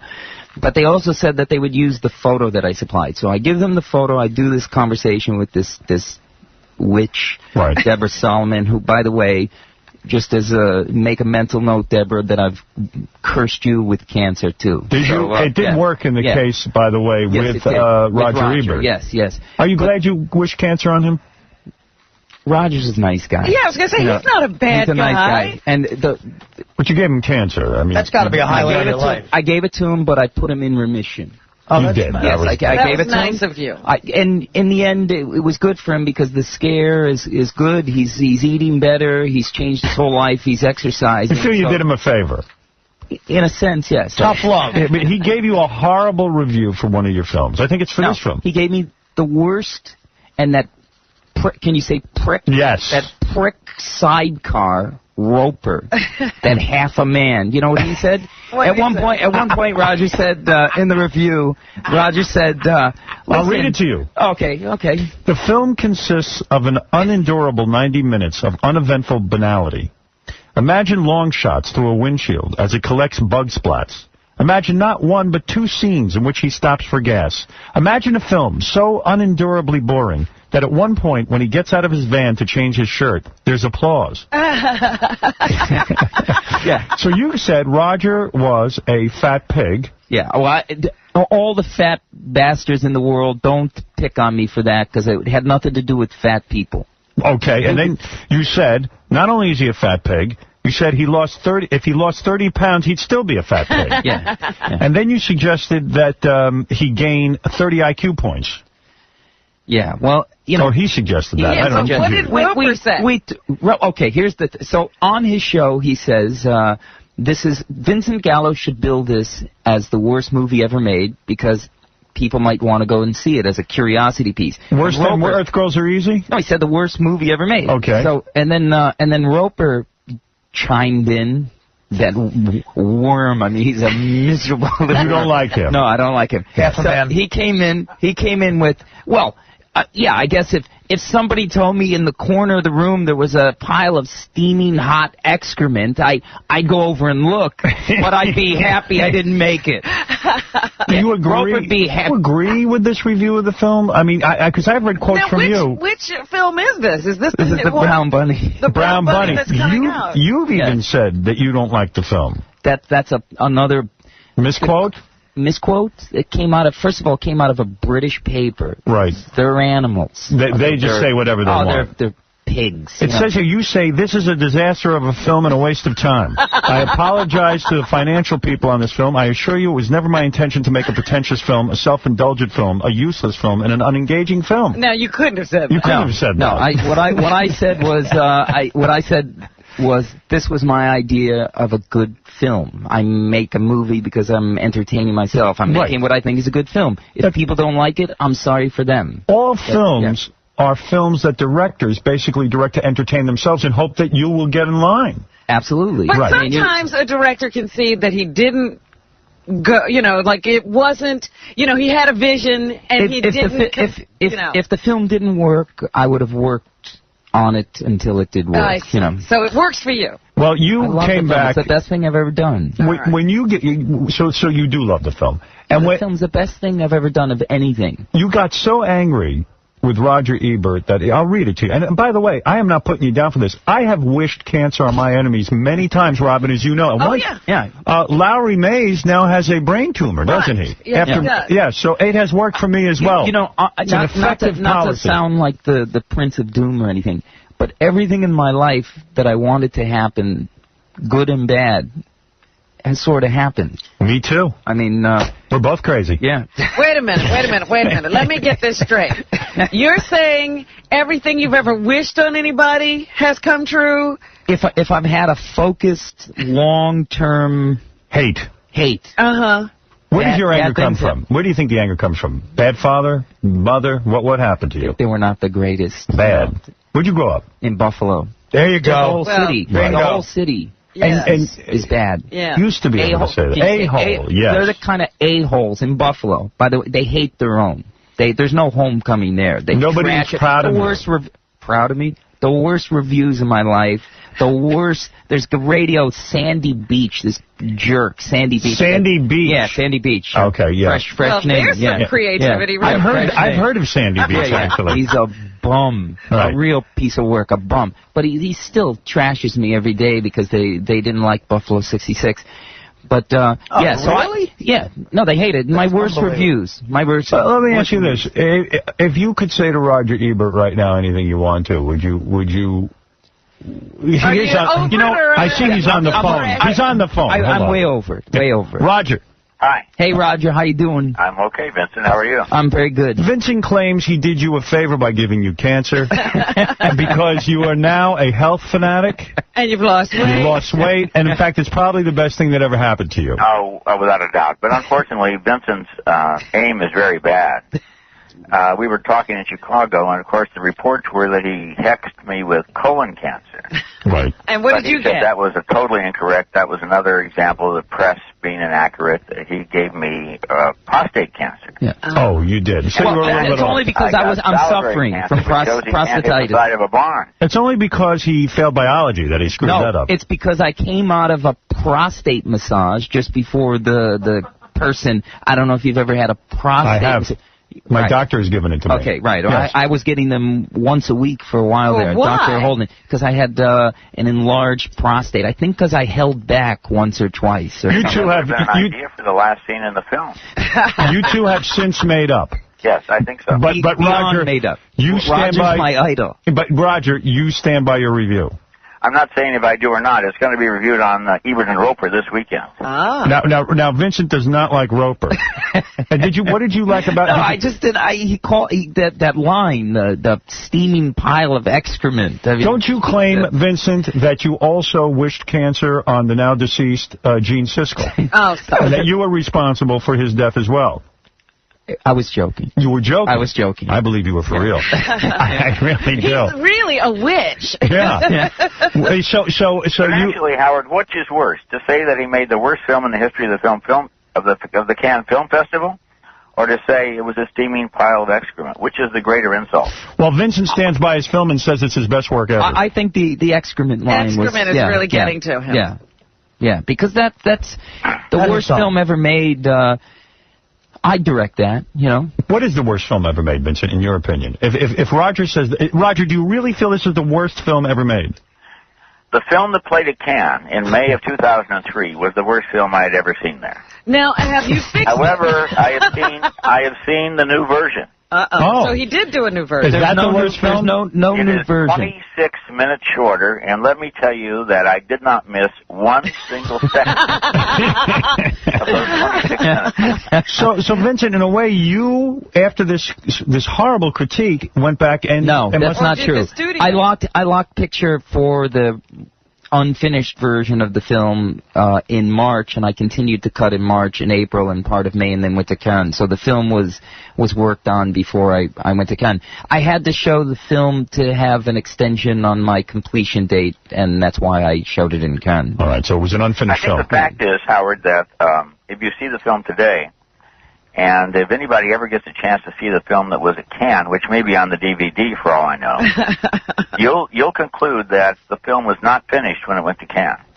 Vincent, in your opinion, Roger's right. If your film is not the worst film ever made, what is the worst film ever made? Wow, You're very critical of your own industry. Well, maybe the worst film you've ever seen. Maybe you haven't seen it. You've even called De Niro a hack, I think. Well, no, what I said about De Niro, and, he's never forgiven me. I mean, if you say my name around him, he makes that... that face. Yeah, that one face. What did you say about him? I said that he's he's influenced a bunch of... bad actors? Bad actors, yeah. He's had, negative impact. Because a lot of people will try to... Well, there's there's 1,000 people calling themselves actors doing De Niro. Who are the De Niro clones? Would you include Sean Penn? I think he's a good actor. I like Sean, yeah, but he had, he flirted with the De Niro clone, but he is a good actor. He's moved on. Who are the De Niro clones? That's a good question. DiCaprio? Ed Norton? No. Leonardo's a real movie star. No, you said Leonardo's the best-looking girl you've ever seen. Didn't you? Is that true? He is hot. That was a compliment. That was a compliment. He's a hot chick? I just meant that he was really handsome. Yeah. Talking about that, Howard, you know the most amazing thing that Vincent told me? What? He doesn't like the way he looks. Ugh. I know lots of chicks who want to do him, so. Yeah. When he was doing some modeling, and people called him a model, it made him feel bad. Well, that's because he knew that he wasn't a model. That's right. His mother knew what he looked like. There was a time. I don't know why he's dead. I think he's got a very striking screen presence. Thank you, Roger. There was a time where they were putting. Look at this love fest. No, they were putting ugly people with pretty girls in fashion. And Calvin Klein, Richard Avedon used me for Calvin Klein, and that was the point. You're a handsome man. But I've seen ugly. I'm sad. How come I never got called for that campaign? If you want some ugly people, we'll help you. Get in line. He's putting me next to Giselle Bundchen. She'll look better. All right, so Roger, this is essentially patched up. It sounds like a love fest to me. Well, I didn't take it very personally in the first place. If you're a critic, you have to be able to take it as well as dish it out. If I'm going to call his film the worst film in the history of the festival, that to me is really more of an insult than wishing me colon cancer, pancreatic cancer, whatever kind of cancer he wished. An ingrown toenail. I don't believe in it. Well, Roger, and it didn't really bother me. And furthermore, I know that actors sometimes feel like that, and very rarely do they say how they really feel. Now, I once received a long letter from Sean Penn defending his performance in a movie, and it was very thoughtful, and I was so grateful for it. I had criticized the performance. I was so grateful. It wasn't just, stick you this up your ass. It was more like, here's what I tried to do, and here's why I think it worked. Let me guess the film where he played a retard? Yeah, that was awful. Was it when he played the retard? Yeah. I knew it. What a hackneyed performance. What a De Niro What's clone. he trying to do there? I don't know. Yeah, well, I didn't like it either, but I appreciated Sean Penn's spirit. Right. And incidentally, I also appreciated the fact that Vincent Gallo said exactly how he felt, because this business of keeping a noble silence is boring, among other things. Right. Well, Roger, can he look forward to this week's show? I'm not supposed to reveal anything, but let me put it to you this way. He doesn't get 2 thumbs down. Oh, interesting. Didn't I tell you, Roper? That half a man. So who voted thumbs up? The guy that thinks you made a steaming pile of excrement, or the guy who thinks you made the worst film ever made? We'll tune in. One of those 2 guys likes the new version better. What a good tease. Hey, Roger, when is that on? So we'll give you a plug because I got to go. In New York, it's on at 11:30, I think, on Channel 7, ABC. All right, thanks. Hey, Roger, say hello to your wife for me. I will. All right, thanks, Roger. Your wife, Roper. Take care. The new Vincent Gallo. Making friends and creating bridges. Yeah, Rick Rubin always says, looking for friends, finding enemies. No, looking for enemies, finding friends, the Vincent Gallo story. No, he has an incredible wife, and they have a really nice relationship. Yes, it's a black woman he's married to. You know that. It is. All right, you do know that. Were you shocked? No. I was shocked a little Shocking bit. to me. I didn't think he could get a black woman. I'll be honest with you. I didn't think he could get a woman. Not hip enough. No, they really like each other a lot. So yes. It made me feel lonely. You will never marry, you said, because you like feeling alone. You like feeling isolated. I'm used to it. Yeah, I'm used to it. But I know you have sex with a lot of different chicks, and you're not a fan of women. I don't think you like women. I mean, you say horrible things about them. What does he say? Yeah. Everything the guy's saying in private. He said it's in public, huh? He says it in public. Yeah, he thinks that's you're dumb. good. No. The woman who services you and gives you oral in your film. This film is controversial because there's real sex. There's an actress in there named Chloe Sevigny. She's hot. Sevigny. She's a piece of ass, that chick. She's pretty, yeah. How's her oral technique? Was it good? This is a clip Did of she her. get an Academy Award? From Brown Bunny. That sounds like Brown Ducky. That's a great thing about movies. You could get a hot actress to give you oral. No, you think. Let me tell you something. When you're in L.A., you could get the head from walking from one hotel to the one next door. Right. You don't work 4 years. For Chloe Sevigny to give you oral for real. Couldn't it have been simulated? And is that acting? So why did you film the audition? Seriously. I was using pornography as things used to enhance sexual pleasure, sexual fantasy. I used icons of pornography and attached them to consequence, guilt, grief. Was she good at it? Bottom line. When you do things in a film, I know this is hard to believe. When you do things in a film, you remember it in the moment afterwards. But you were able to get aroused in the film. A lot of guys can't perform. Well, what I was going to ask. Not certain period of time, and then go into an emotional breakdown. Now, come on. That's very good. Congratulations. Hello. No, but I'm asking you a serious question. Wait a minute. I'm asking one thing, though. Did you have to do several... We did more than one take. You bet you did. That's unbelievable. Back to back. That's fantastic. This film that you are promoting, Brown Bunny, you say you lost 30% of your hair. You gained 10% of your of your hair into the color gray. You lost your house. You lost your girlfriend. Yeah. You destroyed your body. Yeah. You can't sleep anymore because you hurt your back so many times with all the equipment. You haven't had a good night's sleep in 3 years. You sacrificed the social life. You sacrificed your relationship with your best friend, who is Johnny Ramone. Yeah. Johnny's been very ill, and as a matter of fact, this morning he went for a very important procedure, and I send my best wishes. I hope everything goes okay. But he's mad at you, isn't he? Why is he He's a little mad. Why? Because you haven't been there for him. I haven't been there for him. Right. Yet. Wow, another Ramon is sick? Didn't he know you were working? He did, but once he retired, suddenly everyone should have free time. Oh, I see. You know. Right. One of those. Right. He's free, so you should be free. Right. All right. Talk about some of your other co-starlets. I mean, you remember little Christina Ricci? Yeah. Why do you badmouth her so much? She was Christina Ricci, a little chubby girl. Right. Okay.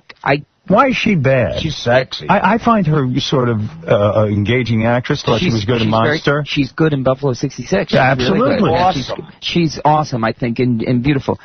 I felt that at a certain point, I was surprised that she didn't seem to respond to the film and certainly didn't support the film. But I wasn't mean to her. We had a nice relationship while we made the film. Here's what you said, I'll quote. It's okay when she wasn't drunk on the set. Yeah, she was much better. When she wasn't drunk, she was much better. She drinks? I think she's an alcoholic. It was either that or she was on cough syrup the whole time. Wow. I don't like her. She's an ungrateful C word. But it's okay. She's basically a puppet. I told her what to do and she did it. Now, come on. When you say that about an actress, when you call her an alcoholic and stuff, it's hard for her to get future work, isn't it? Yeah, and she's on cough syrup. Alcoholism is a self-diagnosed disease. Who am I to judge? Right, you're not a doctor. Who am I? I'm not a doctor. Right. And I hadn't actually seen her do the things that I felt that she was doing. Why is she the C word? You didn't see her drinking. You just assumed. Yeah, you said, well, you smelled her breath. I see. All right. So you're saying, so you feel she's the C word because what, she was mean to you? She was just like, she had the miserable publicist, Mira Buxbaum, and they decided to promote the opposite of sex because it was the fag film. Right. And, let's promote the fag film. Yeah, right. That's what happens in Hollywood. Yeah, because there's more fags to support the fag film than there is to support the non-fag film. Oh. You have made so many... Susan Sarandon dislikes you because you called her an old hag. Well, first of all, she's an old hag, but that's besides the point. You can't get upset about that, can she? Why is the maker of the Titanic, James Cameron, a pig? You called him a pig. Why is that? Did I call him a pig? Yes, you said. You once called director James Cameron a pig. If I called him a pig, then he's a pig. Is he, though? Well, what did he do? He's a pig. Are you mad because he put Leo DiCaprio in Titanic and not you? I would have done. I would be the first one in any of those films. I'd be so happy. The only reason I did movies, I'm from Buffalo. There's no money there. There's nothing. You haven't made a lot of money in movies. You're not doing it for the money. I do it for the money. You do? I do it for the money. Oh, okay. Yeah. I mean, you do it for the money once you get there. When you first were in radio, you do it for things. Pathological things, get my father's attention. Money, get your father's attention. Right. Once you're there, then you do the best job you can. But what gets you there maybe is simple things like survival and ego and revenge. Quentin Tarantino is an a-hole, you say? Oh, he's just he's a jerk? Jerk, man. You've hung out with him?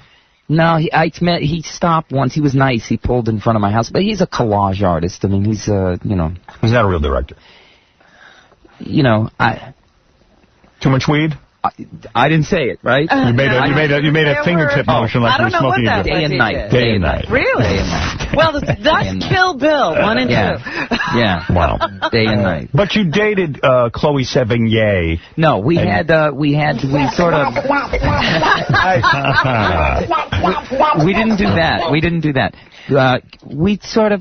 I liked her very much when I first met her years ago, but I mean it was 10 years ago. Something. But your relationships with women. I mean, your girlfriend Bethany Ritz. Yeah, you said you sold your house because you couldn't get rid of the smell of Bethany. I mean, you're a very passionate man, aren't you? Well, I mean, do you want to live with a girl? Do you want to live there after the girl's gone? Do you want to what? I'm emotionally detached, so don't ask me. I got to get rid of it. I burn everything. I erase everything. I got to get rid of everything because then you're not really.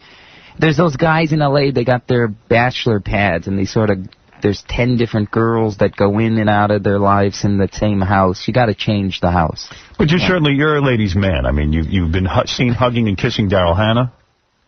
You made it with her, right? No.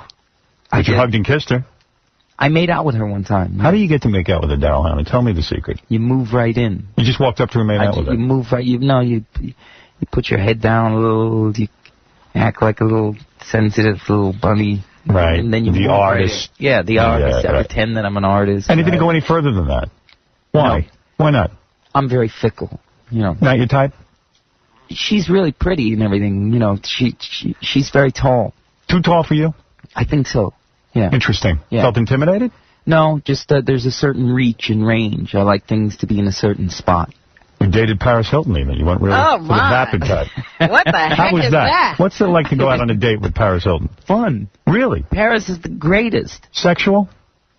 Can I say? Yeah, it's the greatest. The greatest sex. I saw the video with her giving oral to that guy. I thought it was. I said, she look was great. trying out for your movie, probably. I made a movie with her about 5 years ago called Honey Bunny, where she's spinning around. I put her on a spinning table, and it's the best looking footage of a girl I've ever seen. And she was very young when you got her. Very young, yeah. She must have been like 16 How when you old? got her. Yeah, was she legal?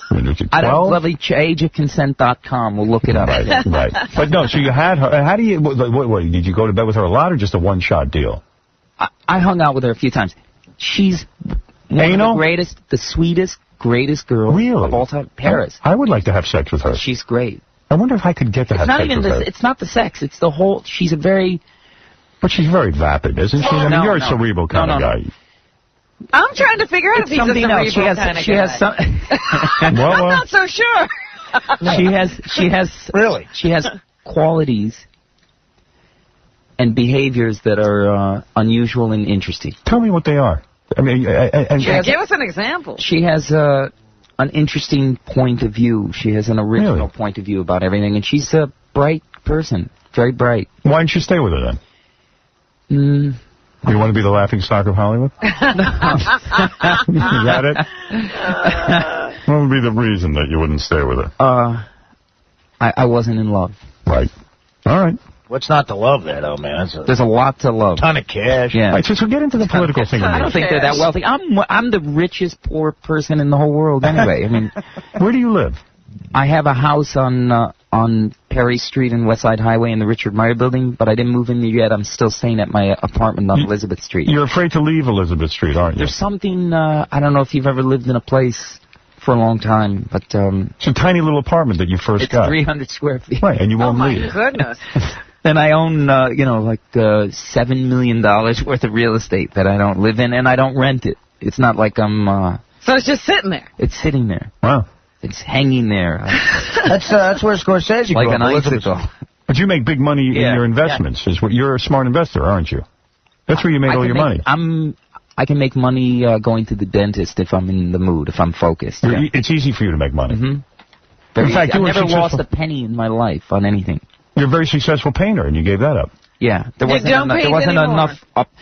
enough upside. I mean, here I would be. I would be borrowing money now. As a painter. Yeah.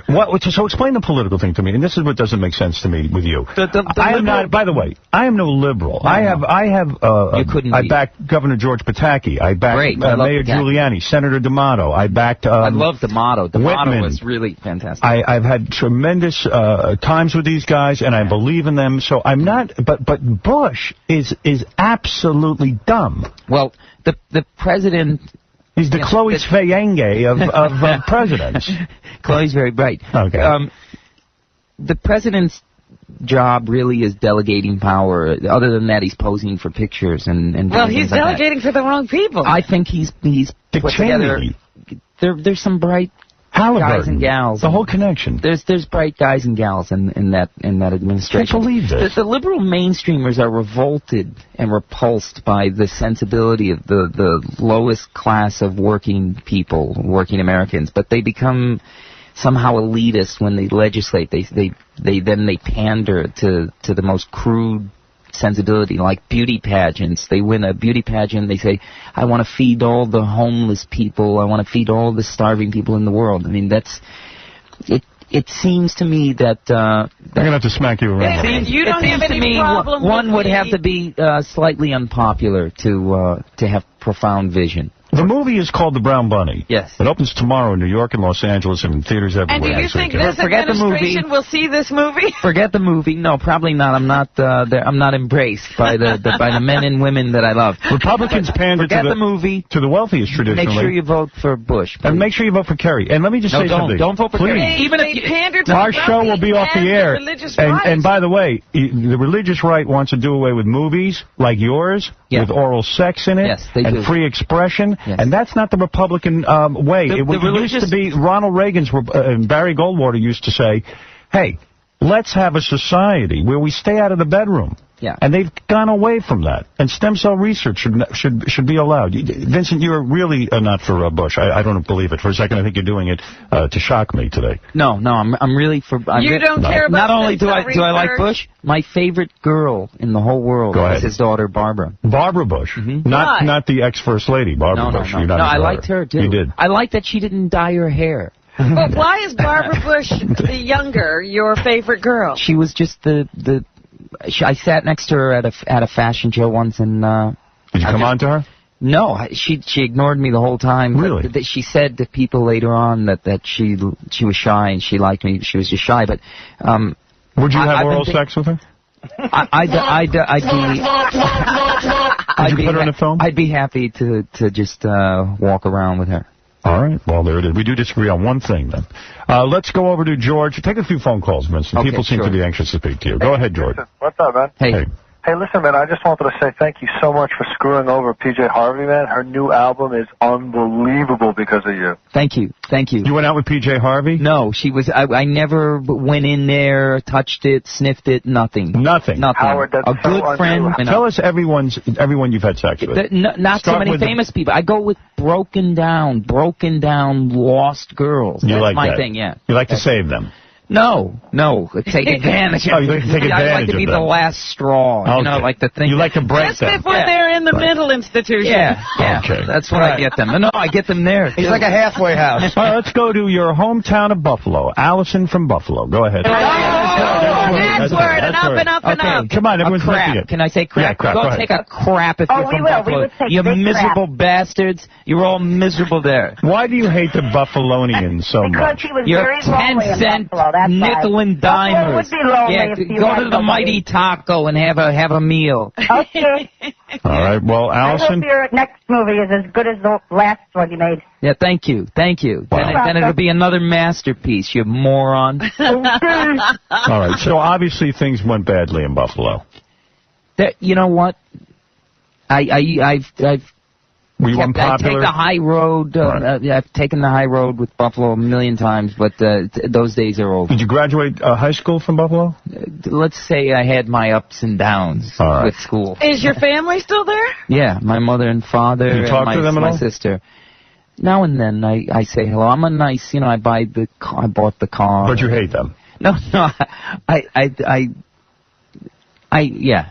You do. Can I ask him something? Why do you hate your parents? I'm Seriously. only kidding. No, my mother's really nice, and my father. I liked my father when he was more of an evil bastard, though. He had the stroke, and he's not evil anymore, and I liked him better, and now I do it. It's like, Dad, what good does it do me now if you're nice? Right. Yeah, I would have liked you younger. Right. What is it? I don't know how much of the notes you saw, but it said there that Vincent, when he was 12, was a chronic self-pleasurer. Right. And who was he? He did something that his father caught him doing, and I can't remember what it was, but he said his father beat him for 9 days, then left for 2 weeks because he was so embarrassed by what he did, and then came back and beat him for 6 months. I got arrested for exposing myself and masturbating. Yeah, I did. But Where were you? In Buffalo. I was on a bicycle drive. I would go up to women in office buildings that were working late. Really? Show them my. Why? Did you ever go to a psychiatrist to figure that whole thing out? I went to a psychiatrist for 11 years, but why expose yourself? What was the reason? We never really, I don't know, some sort of... You still get into it? No, not at all. Not at all. That's the interesting thing is that I start to look for anything else that could enhance, could make your pleasure. Come again. Right. So there was books, there was magazines. We broke into an adult bookstore. We took porn. We did everything we could Were you like a thug? Were you a type of a sort of criminal or something? Criminal. Criminal. Yeah, not a thug. Not a thug. Criminal. I would say I helped people, but a criminal. Right. Yeah. Okay. So you would pleasure yourself 10, 15 times a day. I had Vaseline in plastic pouches planted all over Buffalo with porn. I swear. So your father... So I get one day they bring me home. I was a chronic masturbator. They bring me 5 times a day. house. 5 times a day. They bring me home. The cops come and they say go in and call your family. My father was sitting in the garage, which they converted. Because they had caught you in front of a woman. Yes. A housewife, a woman with a family. Office woman. Probably with a family. Family, yeah. That's more of a turn on. Yeah, of course, a MILF. Yeah. Yeah, that's what I like. Yeah, you like the MILFs. So you would, the cops caught you, they bring you to your father, and he beats you for I go upstairs in my room. I had a cross in my room. This was my last God moment. I looked at the cross and I begged God, please make it yesterday, turn the clock back an hour. No one who's gonna notice an hour, and I won't get caught, and I won't do it again. As I hear the cops, and I hear the cop car out there. My father comes in, and it was a 9-day beating, and he told me that I was never allowed to be happy again, that I ruined the family, that I should never be happy again. A year later, a Brock commercial came on. He smacked me in the head. Right, trying to beat it. I laughed once. 2 years later, he choked me. And until I was 30 years old, I would go visit Buffalo, and any time something he didn't like, he would say, and don't think we forgot what you did. And then one day, I wait a second. You did more than that. You did more than that. Did you ever expose yourself to people after your father whacked you around? So it worked. The old man knew what he was doing. The old man was a genius. A genius, yes. The other interesting thing was Vincent said that his mother never really looked at him the same again. That they were of course not. Right. Well, it was that and the fact that I had blonde, straight hair and a little nose, and then I became Rasputin. She didn't like that. What happened to you've had sex with men? Or no? Have you ever been a male prostitute? No. That was part of your legend. What I did was I danced once at a gay burlesque called the Gaiety, as a punk rocker because the punk scene and the fag scene was sort of intermingling at that time. So I went up. I had a blue mohawk. Somebody said, "Yeah, you just danced to a song." I put on a punk song and danced. And, naked? No. You could do that. That's how you got more tips and things. But I just danced. I got $3. So you never had sex with a man? No. All right. You're not gay. Yes, Marianne from Brooklyn. Yeah, hi, Vincent. I don't know much about you, but I started reading about you in the Times and the Daily News and different articles, and I kind of really like you. And what's this thing with picking Cheryl Teague for your movie? By the way, I like your accent. Yeah, she's a beautiful voice. Beautiful voice. Yeah. Thank you. Beautiful. I like Cheryl. I didn't know her as a child because I was into other girls. I liked Charlotte Rampling. And, did you have sex with her? No. But the best kissing of my whole life, honest to God, not to beat her up or anything, Cheryl Teague was the best makeout of my whole life. Those girls? Who's the best sex of your life? Famous person. Famous person. Best sex. Ever. The famous girls don't... They don't do it. They don't do it? Angelica Houston. That's all she'd get. Yeah, ask him the worst. What's up with Angelica? You hate her, right? She's a miserable thing. She's in Buffalo. Angelica Houston is miserable? Oh. Really? Oh. Why is that?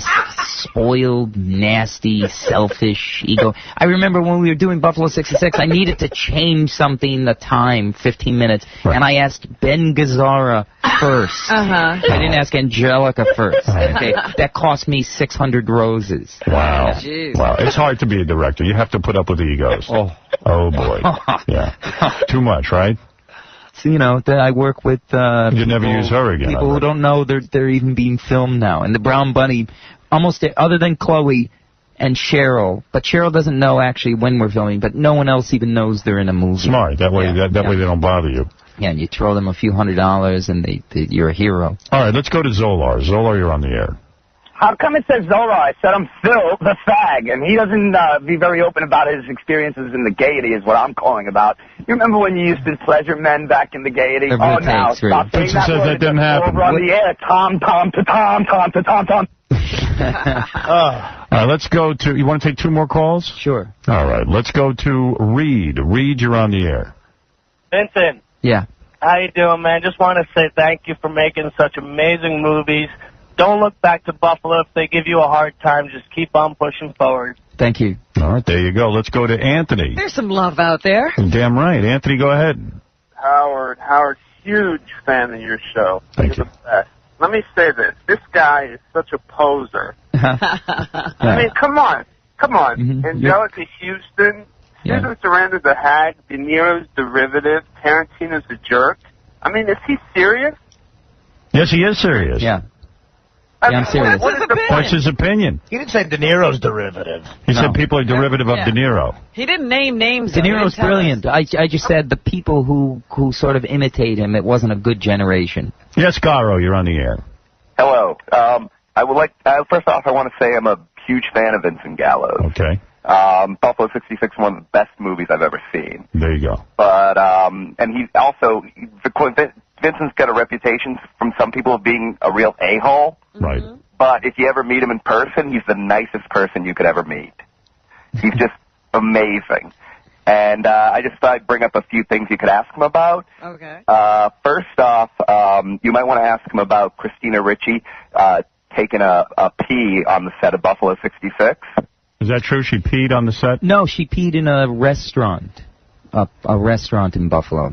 What's wrong with that? You mean not in the restroom? No, in the middle of the dining area. Wait a second. You're kidding. You're saying to but me... it helped the guy when he mopped up later on. Wait. And dunk. That's a serious accusation. You're saying you're working with the actress Christina Ricci. You go out to dinner. You went to dinner with her. No, the crew. I've never gone to dinner with anybody in a movie in my life. You will never do that? No. Why? I stick to myself. Okay. Yeah. And she, according to the crew now, this is what you heard secondhand. And from the restaurant owner, I had to sort of smooth things out. She went to the bathroom in the middle of the floor. That's what was told to me by the crew members who had escorted her and by the owner of the restaurant. What, is she like Reagan in The Exorcist? She just stands and goes? Did you ask her why? No. No. Just, he just happened to get the movie over with. Trying to finish the film. Right. All right, well, there it is. Also, I got 2 other things. Yeah. You might want to ask him about his Buffalo 66 commentary, which I think Universal said that was so libelous they would never put it out on DVD. And another thing you might want to ask him about how he was one of the people who helped recover bodies during 9/11. Oh, were you? I did some metal work there. I didn't touch any of the bodies. I was a welder, so... You used to be a welder, so you went down there and volunteered your services. Yeah, there was so much toxic... I had so many eye splints, and it was so unhealthy down there that I wound up taking... I had a rental car, fortunately, right at that time. I had just been in the Toronto Film Festival, and I left New York immediately because it was so... toxic. So toxic at that time. All right. Yeah. Well, I wish you luck with the film. Thank you. Brown Bunny. You're a great guest. Is it going to be in a major release, or is this going to be like a limited? It started off very small, but it's going to be already in about 100 theaters, so that's way more than Buffalo 66. Yeah. And by the way, Buffalo 66 was heavily panned as well, yeah. And I was booed then. It's great. You're like Frankenstein. I mean, people just turn on you.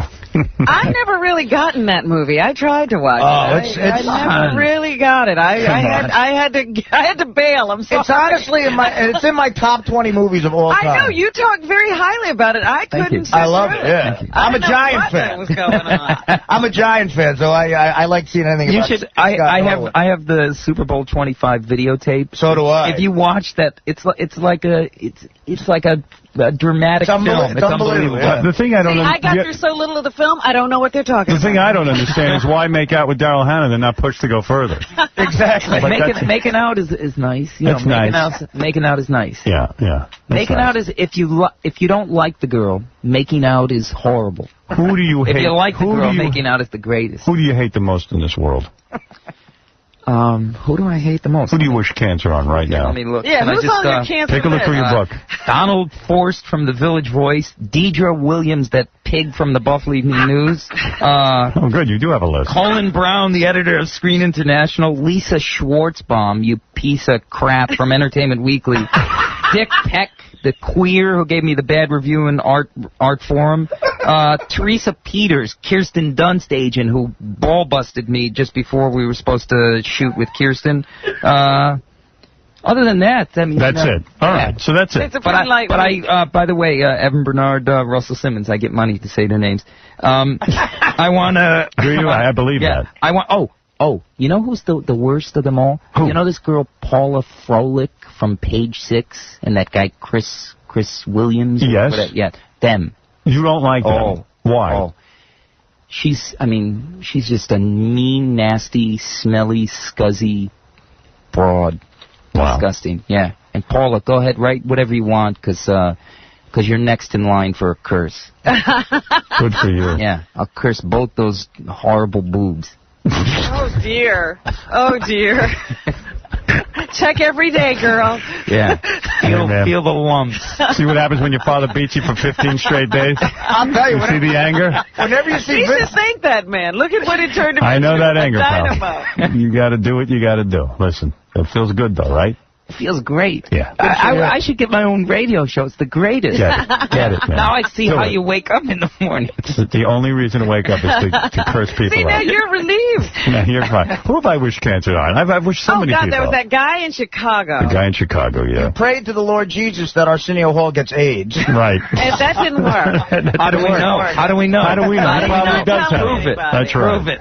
What is it? The guy in Chicago, you wished way more than cancer on. I know. And we got a lot of trouble for that. Yes, we did. We got into trouble? We got yelled at by some people. We got yelled at. Can I say what you wished on him? Yeah. Oh, yeah, that was bad. You wished that, I think you said you wished that the family dog would get AIDS in his dog bowl and then give it to everyone in the family. Right. The whole family was supposed to go down. And the dog. Yeah. But the dog would infect the I rest of even the remember family. that guy's name. I won't mention it. That's clearly a joke. That's a joke. Yeah. And then Lowry Mays, of course. Lowry Mays, which, by the way, came true. Yeah. Thank God. I wish for a very specific type of brain cancer, and now we've seen it happen. Oh, really? Oh, yes. Yeah. Oh, yeah. I mean, you have talent, too. Yes. Yeah. Don't ever get mom line wrong. You know what? Unfortunately, most of the time, we're in battles with people who are equally talented. So, our exes get sort of nixed out. That's right. All right, listen. You come back. Make a list of all the people you want to have cancer. Okay. And I'll let you come on and read it. Okay. All right? Okay. Anytime you want. Know. That sounds good. Warn no, once people. they know, that activates everything. Yeah. Call in anytime you want. When you have a cancerous wish. All right? Vincent Gallo, everyone. Go see the film The Brown Bunny. See for yourself. Watch Vincent get oral. Yeah.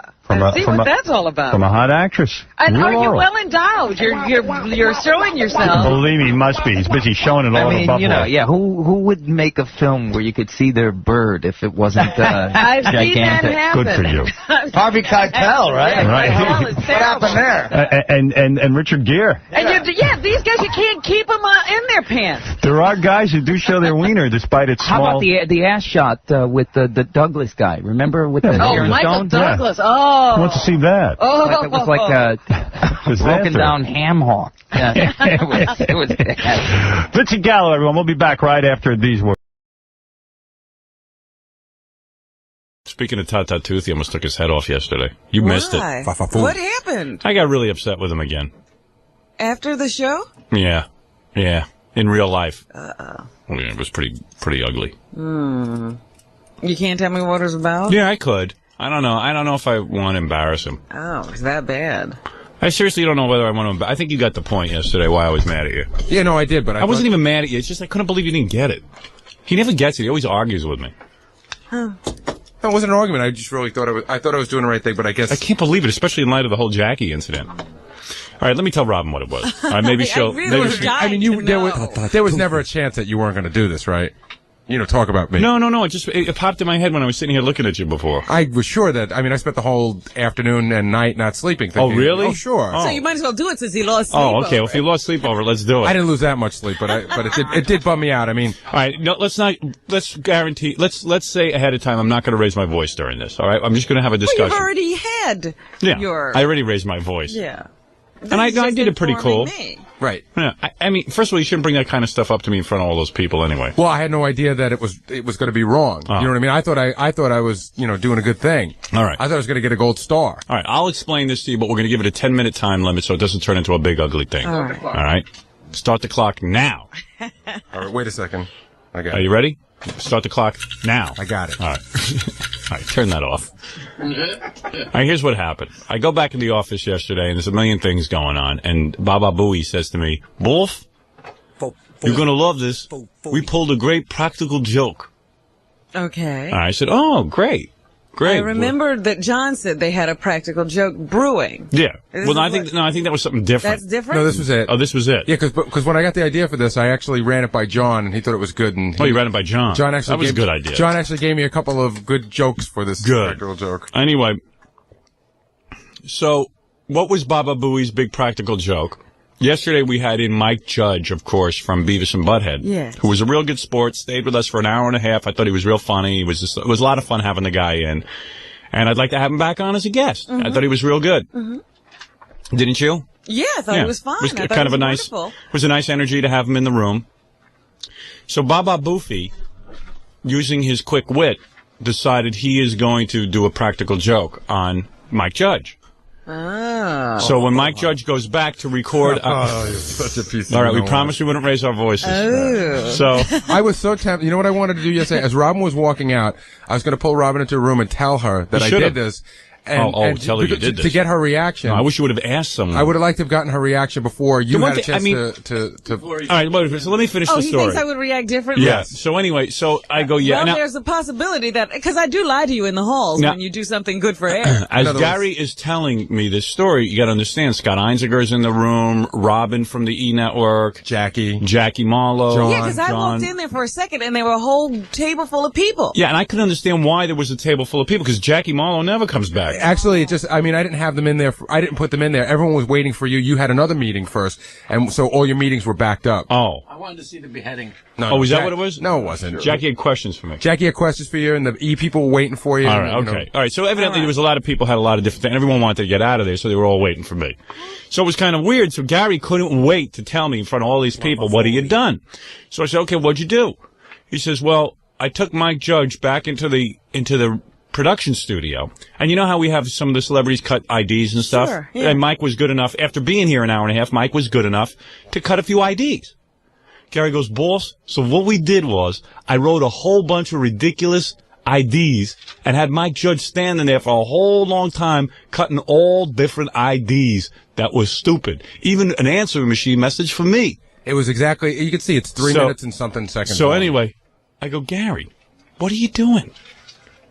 What are you doing? The guy is a friend of the show. He enjoys the show. He loved it, Bull. He loves the show. I go, Gary, the guy is smart enough not to, if he's annoyed, not to sit there and let on while you're doing this. He's being a good sport. Instead of just storming out, the guy's trying to be nice to you. Yeah. And he's recording these things. But tell Rob, I couldn't even understand what the joke was. The joke was to have him start cutting some IDs that were silly and just have them get continually sillier. And see how long you could keep him going or something? Right, just to see if he would. I thought at some point he'd turn around and say, I'm not going to cut that, because the last one he cut was for your cats. I don't know why. No, it's not that it's not funny. It's just that why would you bring somebody here to goof on them like that in a back office? Well, so Gary goes, this is the kind of thing, this is what he says to me, this is the kind of thing we do all the time. Who would know you wouldn't like it this time? I go, when have I ever sanctioned that? each other that way. Yeah. We played. There's a big difference between goofing on Mike Judge. I said, when do I ever take a guy back there? I said, first of all, if I did the Letterman show, right, or the Leno show, and they asked me to do some extra stuff for them, I would do it because I'm a fan of the show. And I would, I wouldn't want to insult them, so I'm amenable. But meanwhile, the whole time I'd be sitting there going, I'm never doing this again, and I'm not coming back on this show. Yeah, what kind of is this? What kind of crap is this? What kind of crap is this? Well, I was going to say a dirty word, so I had to bleep myself. What kind of crap is this? So Gary, it wouldn't be so bad if Gary just said to me, wow, I really screwed up. But then he starts defending it. And hey, this is the kind of thing we always do. I said, I'm sorry. When have we ever done this to a guest? No, but wait a second. But then he says... Jessica Hahn. Oh, no, that's me making a phony phone call to Jessica. And you should always clear that kind of stuff with me. Okay, I mean... I was surprised you went off half-cocked like that. It was I thought of it in a second. I didn't have time to clear it with you because it was right after the show. And but I don't even mind that. But then he says, "Well, who knows when you're gonna like something or not gonna?" You know, it's like I'm a jerk because I'm inconsistent. Right. He always says that about you. You can't predict with Howard. So I said, "Well, just ask Howard." I can't read your mind. I said, I can't read your. He gave me one of those "I can't read your mind" speeches. The exact thing was, I said, "I'm sorry. I thought this was the kind of thing that you would like. I apologize." And then Jackie goes, "Hey, I think it's funny." Well, actually, Jackie and I had wait a second. Right. Jackie and I had a big fight yesterday because I thought you were going to love it, and then you said, you know, what the hell did you do that for? You know, that was really stupid. And then you go, you know, the guy probably walked out here upset. And then so you don't, you know, you're really bumming out at me. And Jackie goes, oh yeah, I saw him in the guest lounge. He looked very pissed off. So I said, Jackie, what are you? So Gary told me about it, and I thought it was kind of funny. I really did. You know. Well, Jackie was totally confused by the whole thing because he says, "Oh, what's the big deal? It's fine to do that." And I go, Jackie, one day... We don't even know this guy. We don't know this guy. One day you'll have a show. You tell me if you're going to sit and jerk around the people that you like. Come on. What are you talking about? Come on. We do know the guy a little bit, you know. No, I don't know him. And Howard doesn't know him. And you don't even know him. Yeah, well, you went to lunch with him one time, Jackie. Okay. The point is, I didn't think it was as big a deal as... I didn't think because Jackie is busy hounding everyone for autographs in the hall. He can't get autographs. The point was that whether I was wrong or right, Gary played it for me, and I did think it was kind of funny. Jack, you have no ability to read people. I didn't say I did. You really don't. That's one of your... You're a funny guy and all that, but you can't read people. I'm very stupid with people, but he played it for me, and I thought it was kind of funny. That's why people... He doesn't believe it. People hate him. Find out why Tom hates you. Everyone hates you. Nobody hates me. Because you don't read people. Not as well as you. And no, you don't. That's how I got to where I am. This is the beauty of him, though, because he's so, he's just thick about this. I know. He has no idea how the rest of the world perceives him. One day I'm going to tape people talking about you behind your back. You have no idea how I have to defend you. And people go, why do you defend Jackie? I wish you would. Oh, I have to. I have to. Yeah, Jackie, we want you here. I'm the idiot who likes you. Actually, I should say Howard wants you here. Robin doesn't even want you here. Oh, that laugh goes right through your back. But anyway, well, she's honest. Anyway, I'll tell you something. Every human being walking isn't a threat to her. Yeah, you threaten me a great deal, Jackie. You said it, not me. You do. Anyway. No, stay with Jackie. So Fafa Fooey is now going around playing practical jokes. He's supposed to be my guest relations and make sure everybody leaves here happy. Didn't we say this to him last week? So Mike Judge ends up being here cutting IDs. For how long? How long do they keep him? Well, 3 minutes and 20 No, that's how long the IDs last. The guy has to sit there and record them on top of the other ones he had to record for us. He did the real ones? Yeah, Gary thinks it was 3 minutes and 20 seconds. What am I, a dope? Don't treat me like a moron. Wait a second, you just said you weren't going to raise your voice. Don't treat me like a moron, though. No, I said it was 3:20 extra. I see. And extra on top of the hour and a half that he'd already done here. Didn't you just promise you weren't going to raise your voice? I take it back. I can't. There's no way talking to you without raising my voice. And we had just gone through a whole thing where we had to chastise Jackie and Gorillo and Gary. The treatment of guests and how they're supposed to be treated. A flunky.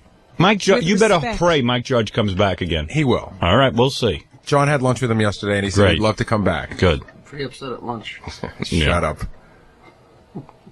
Jackie, was like, hey, it's okay, man. I know the guy. I don't know why anyone here ever asked Jackie his opinion about anything. I know. It's just wrong. To do with people. So anyway, I sat there, and I was just shocked that Baba Booey had done this. So I expressed it. I just said, I don't think what you did was right. I think it makes me look bad. I think if I went on a show and I did an hour and a half interview. Yeah, doesn't he know that if something happens in here, everyone perceives that you did it anyway? But Baba Booey's like, it's not like it's a big star. I go, would you do that to Arnold Schwarzenegger? I go, well, it's just Mike Judge. I go, no, it's not just. To me, Mike Judge is just as talented as Arnold Schwarzenegger. But what does that to say? It's just No, I didn't say it's just Mike Judge. Arnold Schwarzenegger is, I'm not saying that what I did was right. So before you guys leap down my throat, which you're dying to do, let me explain. We're doing that already. I know, but I'm not saying that it's right. And we're not leaping down your throat. But I'm saying that Arnold Schwarzenegger is different because Arnold Schwarzenegger is not a comedian. Oh, Arnold Schwarzenegger. So would you do that to Eddie Murphy? Goldthwait. I might. You might do that to Eddie Murphy. You would sit there and jerk him around. Eddie Murphy. I wouldn't do it to Eddie Murphy. All right. You wouldn't do it to anyone. Why would you waste someone's time like that? And you know what? I turned to Jackie afterwards. I said, you know what this is about? Gary wanted that Beavis and Butthead ID for his answering machine. That's just not true. It's just so true. That's just not true. Then why was one of the goofs, it had to be an answering machine message for you? Because it was one of the... Why didn't you get it for me? Why didn't you get a Howard answering message? It could have just as well been that. Oh, but it was your answering message. You're very wrong about that. So take it and burn it. I don't ever want to hear that on your machine. And you won't, but I could. On his machine. What? I called last night. It was on his machine. He's lying. Is that right? Jackie, shut up, you fat bastard. The point is, though, Howard, if you had See, that's what he did yesterday. Excuse me, if you had liked it, it would have been on his machine. Believe me, if it had gone over, it would have been on his machine. Admit that. And if I wanted Howard... It was all about getting Mike Judge. You know what it is? I laid down a rule. Gary is not allowed... Howard! Gary is not... Jesus Christ! Gary is not allowed to ask the guests for answering that. Howard, would you let me talk? Gary was doing that. Yes, and Mike I did it once. How many times did I do that? Once. Ask. I put a stop to that. How many times did I do it? And I must tell you that this was a way to get a Beavis and Butthead answering message. If I wanted and I say, hey, if Mike Judge is a good pal of yours, then you do whatever you want. Do it off the air. Go to a studio. And I could have. And have him cut a message. I could have. And Howard, I could do that tomorrow. I could do it tomorrow and you're no longer working for me. I could have easily said, hey, Mike, do an answering machine message. That's not what it was about. Okay. There's 5 other jokes in there. So 5 other jokes, but one of the jokes is an answering message for you. It could have been anything. anything. Let me hear what you had Mike Judge cut. Where is it? It's up there. All right, these are them? All right, here it is. This is what Mike Judge... And when were you going to spring the joke on Mike? Never. Well, I was hoping he was going to get it. Oh. I knew that Gary must have been feeling some guilt over it because the way he came racing in to tell me about it. No, I felt no guilt over it whatsoever. I really thought it was a good idea. So I have a couple of ones that are not for station. I don't know if it's a problem. Howard's daughter Emily is going to be 10. You think you could just wish her happy birthday? Her name's Emily. Okay. Then why are you playing it if it's going to upset you so much? Why are you jerking this guy around? And why you put my daughter Emily needs a Beavis and Butthead message? Howard, we just went through this. I told you I agree it's wrong and I apologize. And now you're going to do that to the guy. Guy's here hour and a half doing the show. Okay. Happy birthday, Emily. Poor guy's cutting. He already told us that this hurts his voice when he does it. And you could see the guy's already annoyed. He goes, hey, I don't. He just went, happy birthday, Emily. He doesn't want to be doing Beavis and Butthead happy birthday Emily messages. He's being nice to you because he digs the show. We're agreed on that. I don't know why. So why do you torture my guests? But I already said it was wrong, and I already said I was sorry. What else would you like me to say, Howard? What do you want, Gorilla? We know where he's staying. Do you want to speak to him? No, I don't want to speak to him. I'm thoroughly embarrassed. Embarrassed, yeah. Well, you might want to apologize. Maybe you want to have Gary apologize. Why don't you have him sweep the studio? That's a funny joke. Have all my guests come in and sweep the studio, clean up afterwards. They can help Fred clean up the carts. It's becoming a gauntlet for the guests to get out of here without being sabotaged. Well, they don't have to get past you, Robin. You're gone before they are. At least I'm not bothering anybody. Okay. Howard, don't play anymore because it's happy birthday, Emily. Oh. Yeah. How's it going? Howard needs a birthday message for Emily. Well, you'd have to play the entire thing to get it, but don't. This pains me. This is painful. Howard, I already said I'm sorry. What's left to do? What is left for me to do besides apologize? I want to hear it. Just sit and listen. I want to listen to your work. I want to hear you jerk around Mike Judge. I happen to know for fact we're already over the 10-minute limit. I want to hear you. I want to hear you jerk off Mike Judge. We're over the 10-minute limit, and you promised. I want to wallow in it. I'm suicidal over it. Do you need me here for it? Gary's one. Boss, it's hard to get kissed on this one. Yeah, he's the one who's always telling you that. Yeah. Well, now I know why. It's hard because of him. Yeah, not because of me. All right. Let me see. I'm trying to think of something I could say. Yeah. This is great. This is what they working here. He's working. He had to come here and work. For his stupid joke. Ooh. Jesus Christ. You know, somebody called me up last night and said, what is with Robin? Does she have a vendetta against you? Because she worries about the show, too. One of your friends? Oh, no, it was one of my enemies that called Robin. You mean she's wrong for being upset about it, too? No, she's not. She should be like Jackie. Hey, he's a good guy. She's not wrong. Jackie, you don't see the problem with this? Did you ask me a question? Jackie, you don't see the problem with this? I tried to explain before, but I didn't get a chance. It's funny. It's funny. It's a real joke. I'm not saying that Robin's not wrong for being upset, but she, you know... Fred, do you see the joke in this? I think I see your point. Yeah. I wouldn't have done it to the guy. No, I wouldn't either. But I'm not a good judge of that kind of thing either. Well, yes, you are. Why are you putting yourself down? Are you I just wouldn't do it. I'm trying to give Gary an out, but Why does everyone want to give Gary an out? He's got to know he did wrong. He's childish. Well, see, he doesn't want to get the kind of calls what would you to say? Gary's phone that I get. Gary knows he did wrong. He doesn't want people saying he's got a vendetta against Gary. Poor Mike Judge. I don't know. What else you got? Or should I say something more? I mean, what should? The guy's just trying to be accommodating. Yeah, he's being accommodating and nice, and he wants to please you. Your name is in here. He's talking to your daughter. These are only going to upset you more. If it's too painful for you, you can leave. I want to hear. No, it's going to be too painful for you. So then, what? Don't worry about me. I'm a big boy. I can handle it. But why would you want to torture yourself? That's the way I got to. I want to know what's being done behind my back. I told you by my producer. My producer. You are no longer my producer. I am demoting you. You are a paid intern. Okay. All right. Don't call yourself producer anymore. When you call up for guests, say this is the paid intern. I have to go outside and take my business cards and cross out producer. Cross out producer. And write in paid intern in crayon. Fred is now the producer. I want to be the producer. What is that, Gary Puppet? I want to be the producer. Wait till you hear the message that Mike cut for Gary's unborn fetus. Was that right? Unbelievable. Funny, though.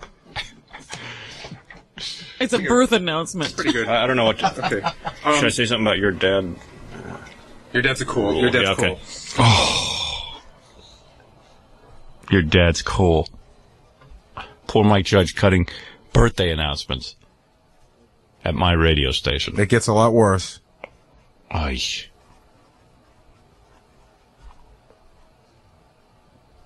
I'm nauseous. I'm so embarrassed. Well, you told him you wanted him to take initiative. This is what he decided. I need him to do computer work. I don't need him to take this kind of initiative. Why won't you clear this with me? Just say... Because it was right after the show and we were going right in. I always would. But it was one of those things that was a spur of the moment. It's the first time you've done something like this. That's right. And it's a disaster. I can see that. What is it, Gary Puppet? Howard, you think that's bad? You should have seen what he did with Bruce Willis. I heard him on the phone. He said, "Hey, Bruce Willis, between takes, could you make a video commercial for my dad's ice cream store? Push the rocky road." Happy birthday, Emily. Your dad rules. Oh, great. Yeah, I rule all right. I can't even keep my people under control. What a nice guy this Mike Judge is. Nice guy. That's great. That's great. Now, another one is my general manager. His son Tom is in a band, and he was wondering if I could get you to do like an intro for the band, Now, where would they use this? An intro for the band. They wouldn't use it anywhere. He was making a joke. I understand. At least understand the joke. No, I understand the joke. I just don't understand why you do it to a guy who Is this guy going to be sitting there saying, well, everybody who comes to the Howard Stern show gets jerked around, so I'm looking for the no, what he's bucket gonna of say water is, over the door? No, what he's going to say is, hey, man, I went on the show, I did an hour and a half, man, and then I'm in this studio cutting 27 IDs, and then he finds out, now he finds out it was a goof. Hey, man, they're goofing on me? I mean, like, they're wasting my time? Well, that's what I'm saying. Nobody expects to come here. It's bad enough sitting in that chair. You need to apologize. They don't expect to walk out the door, and then the goof continues. You have to apologize I don't have a problem doing that. Tell him that you have no sense of humor, and that you tried to be funny for the first time in your life, and it backfired. Right. That's exactly what happened. You don't want him to do it on the air? No, Robin, you don't need to do it on the air. Do it on the air. So do it on the air. So get him on the phone then. Go get him on the phone, Gorilla. You know where he's staying. He expected to publicly humiliate him, so he should publicly apologize. Right. Not a problem. You public bitch. I'm not hiding. I mean, I know after you do an hour and a half on this radio show, you've done your duty. This is confrontational. This is a very big deal to come in here and sit and perform with us. He was uptight. And that was his first appearance on the show. It's not like he's been here 100 times. Yes, Gary Puppet? Maybe Gary should pay him for his time, whatever that may cost. There's an idea. Well, according to what MTV pays him, it's not a whole lot of money. Okay, so you're out $5. Under the new contract. Right. Here's Burning Bush. Okay. All right.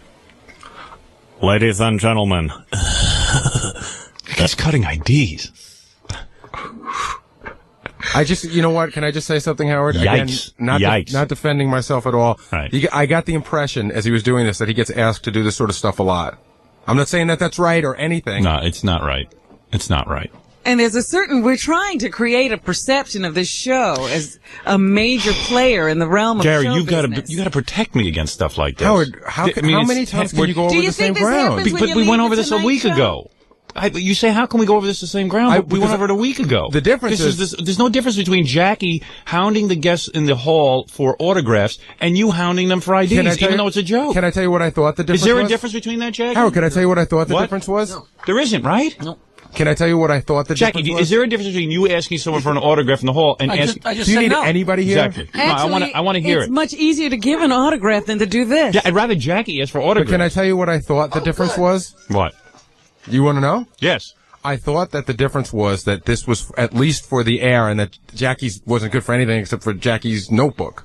Oh. I mean, that's really how I saw the difference. Okay. I didn't see, I wasn't out to pester the guest. I thought your heart was in the right place. At least it was for the air. I wasn't doing don't pester the guest. All right, let's end this. Wait a minute. Let's go to it with another theory. That he realized what Baba Booey was doing. Yeah. And then got pissed. Yeah. Is that what he wanted? Yeah. In other words, let's say the result of the joke was Mike getting pissed, and then you go, "Hey, Mike, I'm doing a practical joke." I didn't think Mike would get pissed. I thought he would just say, "I'm not going to do that." But thanks anyway. So he would have been angry. Yeah, of course he would have been. So Why would he say no, Gary, unless he was pissed off and didn't want to do it? So the goal was to piss him off? Yeah. I don't understand that. I understand that if the guy wouldn't do the show, but the guy's into doing our show, and he likes me, and he likes the show. If the joke was successful, he'd be pissed, and if the joke is unsuccessful, he's pissed. But yeah. So the ultimate goal was to piss him off. Right.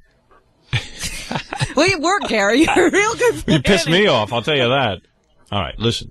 I gotta say it again, and I don't care what anyone says. If you think I'm repetitive, then that's fine. Because Gary yells at me that I treat him like a moron. No. That I repeat things too many times. May I here say is a rule. I'm going to make it a simple rule. Can I just say something? No, there's nothing to say. There is one thing to say. There's one thing really... Not possible that there's one thing to say. All right, what is the one thing to say? The one thing to say is that you and I had this conversation yesterday off the air. Yes. Everything was understood.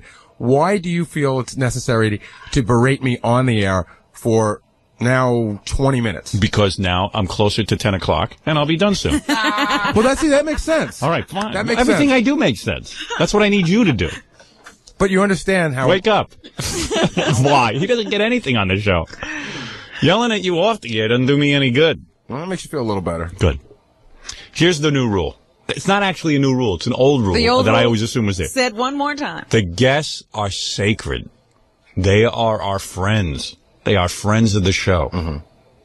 Friends of the show should not be jerked around after they've done the show. Why would we jerk them around? They've just done the show.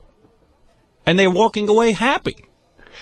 Our goal is not to make them unhappy. The only person to jerk the guests is Howard. How about that? Okay. All right. And if you want to jerk a guest, come to me about it. I will. And then I will take you and throw you out a window. That's all. In fact, I'll have Fred throw you out the window. I can't dirty my hands. Fred's twice the man I am anyway. Gary Puppet, do you understand? Wolf, I thought I was taking the bull by the teeth, and I have considerable sized teeth. I'm sorry. I love the way that Puppet turns his head after everything he says. He's not looking at me. I'm just sick of being on the E! Show now. That's like every day that one of these things goes down, you go back there with the E! people, and I go, my stuff wasn't funny. And they go, oh, yes, it was. You're on. You're on. You're just a very funny guy. You're the funniest guy on the E! Show. I like when the puppet stares at Gary and Gary won't look at the puppet. It's the funniest thing. I think I intimidate him. You refuse to look at that puppet. Look into my eyes. You are getting sleepy. You are getting sleepy. Oh, I don't have to try that hard. You are asleep. So Gorilla got Mike Judge on the phone? He probably didn't even hear you. Yeah. He's another worthless one. Well, anyway, I do feel bad for Mike Judge. What is it? Go away. What is it, John? Mike's got a block on the phone this morning. Oh. He's got Letterman. He's probably so upset that he couldn't sleep. What is he doing, Letterman tonight? Yeah. Or he did it last night? No, he's doing it tonight. Oh, so he wants to get some sleep. Probably. Yeah. If you want, I wonder if they'll jerk him when he gets out of there and make him do a bunch of IDs. Maybe we can call him at like 9 o'clock. Nah, don't. This is done with. Once we're done with it, we're done with it. You know what, though? What you should do is make Gary apologize. We'll record it and send it to Mike. No, with I'll a call. written apology as well. I can call him. Since he had him cutting IDs. I can Let's call have him Gary at a better cut hour. All right, an you know apology. What? Cut an apology right now. Go ahead. Hey, and Stuttering John, come in here, too. He's another jerk. I had to throw Stuttering John out of here. I got Vic. He was funny. Yeah. Well, we got a problem with Vic. He only shows up when he thinks he's going to be on the air. How is this my fault? I don't know. Did you have Mike Judge sign things yesterday at my radio station? No. What happened was a couple people from the station came to me. What? Let me take this real slow. Okay. I want to understand this. A this. couple people from the station who work here. Go ahead. Came up to me and said, yes. Gary's on the end, so can you see if Mike will sign this? So I went. And what is the rule on the show? Wait, Gary, oh no. I went to Gary and said, Gary. You said, Howard, remember I had this conversation with you. If the guest is okay with it, it doesn't seem like it's going to be a problem, and it's for somebody at the station, it's not a lot. You said it was okay, and if it's not every time. All right, I'm making a new rule. But I did exactly what I said. I'm making a new rule. All right, you handle it properly. Gary, handle it properly. From now on, no signatures on anything. Okay. Without me being asked. And no jerking the guest around, period. The guests are my guests. They are not, just because you went to lunch with the guy, when he's on my show, he's my guest. When you go to lunch with him, he can sign all the things you want. You sit there, if he wants to go to lunch with you and sign things, fine. But he is my guest. He's not your guest. He don't want to know you. Yeah, I know. You're nothing. Why am I involved? You're involved because I don't like what you're up to. What am I up to? You're sneaky. What did I do? This is do what Gary does. Sign the autographs yourself. Like he did with James Taylor. To Gary. He signs his own autographs. Yeah. My pal. I asked Gary about it. I said, I always ask the producer, man. Now, here's the rule. No autograph signing. I don't care if Tom is the biggest jackass on the planet. I'm a little upset because you keep putting responsibility back into your own lap. I can't help it. Which means that in the middle of this show, you're going to have people running in saying, Wolf, should you get this signed? I don't care. It's better that way. No autographs. Period. Good. Including Tom. Including Tom Chiusano. The guests aren't here to see Tom. Tom doesn't do anything for me. He's a nitwit who stands there and takes orders like Eichmann. You just do me a favor. What is the rule on the Letterman show? The guests do not get bothered. Right. Well, that's they don't not have true. CBS people coming down asking for autographs. That's just not true, because whenever Howard goes there, he's bombarded with books. Well, that's wrong. Well, that's too bad. Somebody should be yelling at them. Right. Howard, seriously? Go ahead. Serious question. When you go to Letterman, you know how people hit you with books as you walk by. Right. They shouldn't. But does that really upset you, or is it just one of the things that you feel is something to live with? No, it's not that it upsets me. Let me just tell you something. I don't mind signing a book for somebody. I sign books for people all day and night. Problem is that when you're going to a Letterman show, while the rest of the people think it's just fun and frivolous, there's tremendous preparation and tremendous pressure to go out and be funny within 10 minutes. It's like being shot out of a rocket. And you focus in on what you have to do. The less distractions you have, the better it is for you. I'm talking about, usually they get you on the way out. Wait. And when you leave, it's 5:30. It starts taping at 5:30. Sometimes I get out of there at 6:30. That means I'm going to be on the Long Island Expressway for 2 hours. The sooner I can get out the door, the happier I'd be. It doesn't make me unhappy to sign the things. I'm happy people like the book. But at the same point, if I could just get out the door, I'd be happy doing it. I've signed enough books to gratify my own ego. I don't need it everywhere I go. Go away. Why don't you go puke on somebody? Oh, my God. Oh, God, is he disgusting. TV. It's not that it bothers. I mean, I'm happy people enjoy the book. Don't get me wrong. It's just that if you could avoid it, you'd want to. By the same token, I think those are rather ancillary. But you don't have somebody in a blue jacket at one of the pages at NBC at the when you do the Leno show coming up with a bunch of books for you to sign. Actually, that's exactly what happens. That's not what happens. It is. It happens. No, it isn't. I've seen it happen. Well, I haven't, and I've been there more than you. And quite frankly, I don't care what goes on at the Letterman show. No, it was just a question. That's all it was. What is it, Gorilla? I really hate to do this, but everybody's calling on the phone saying on the E! Show, when Tim Allen was here, that Gary was getting an autograph for his wife. For your wife? No, I got it for a friend. He had pictures, and they said, "Does anybody want an autograph?" So he had 8x10s with him. Oh, he asked. Yes. If anyone wants an that's fine. If he wants to sit there and sign autographs, that's fine. That's his business. That's okay. Sometimes they bring 8x10s, and like Pamela Anderson brought posters. If she has nothing better to do than to sit there and sign her own picture, then fine. Let her do it. Who needs autograph? They said, would you like some autographed Playboys? I didn't get one. I got one for Ralph and for Tom. That's fine. But if Tom comes up to you, our esteemed general manager who has nothing to do all day, and he sits there and he goes, my son really likes Baywatch. Can you get me a signed autograph? Like a mental patient, just say no. When Pamela Anderson hangs out with you, Tom, she'll sign autographs for you. She's a guest on my show. That's all. Simple now. There's no I got no problem. Everyone can walk in. There's no confusion. Any person who comes on this show now knows they can walk in and out of the building unencumbered by practical jokes and autograph seekers. Hey, guests, it's safe to come back on the Stern Show. I've cleaned everything up. Gary's under control. Gary's under control. My producer is now relaxing. We're up to 33 minutes. That's right. I just wanted to let you know. No, that's 23. Subtract the 10. Those 10 don't count. Is that like going 3.5 minutes? That's right. You're 23 over.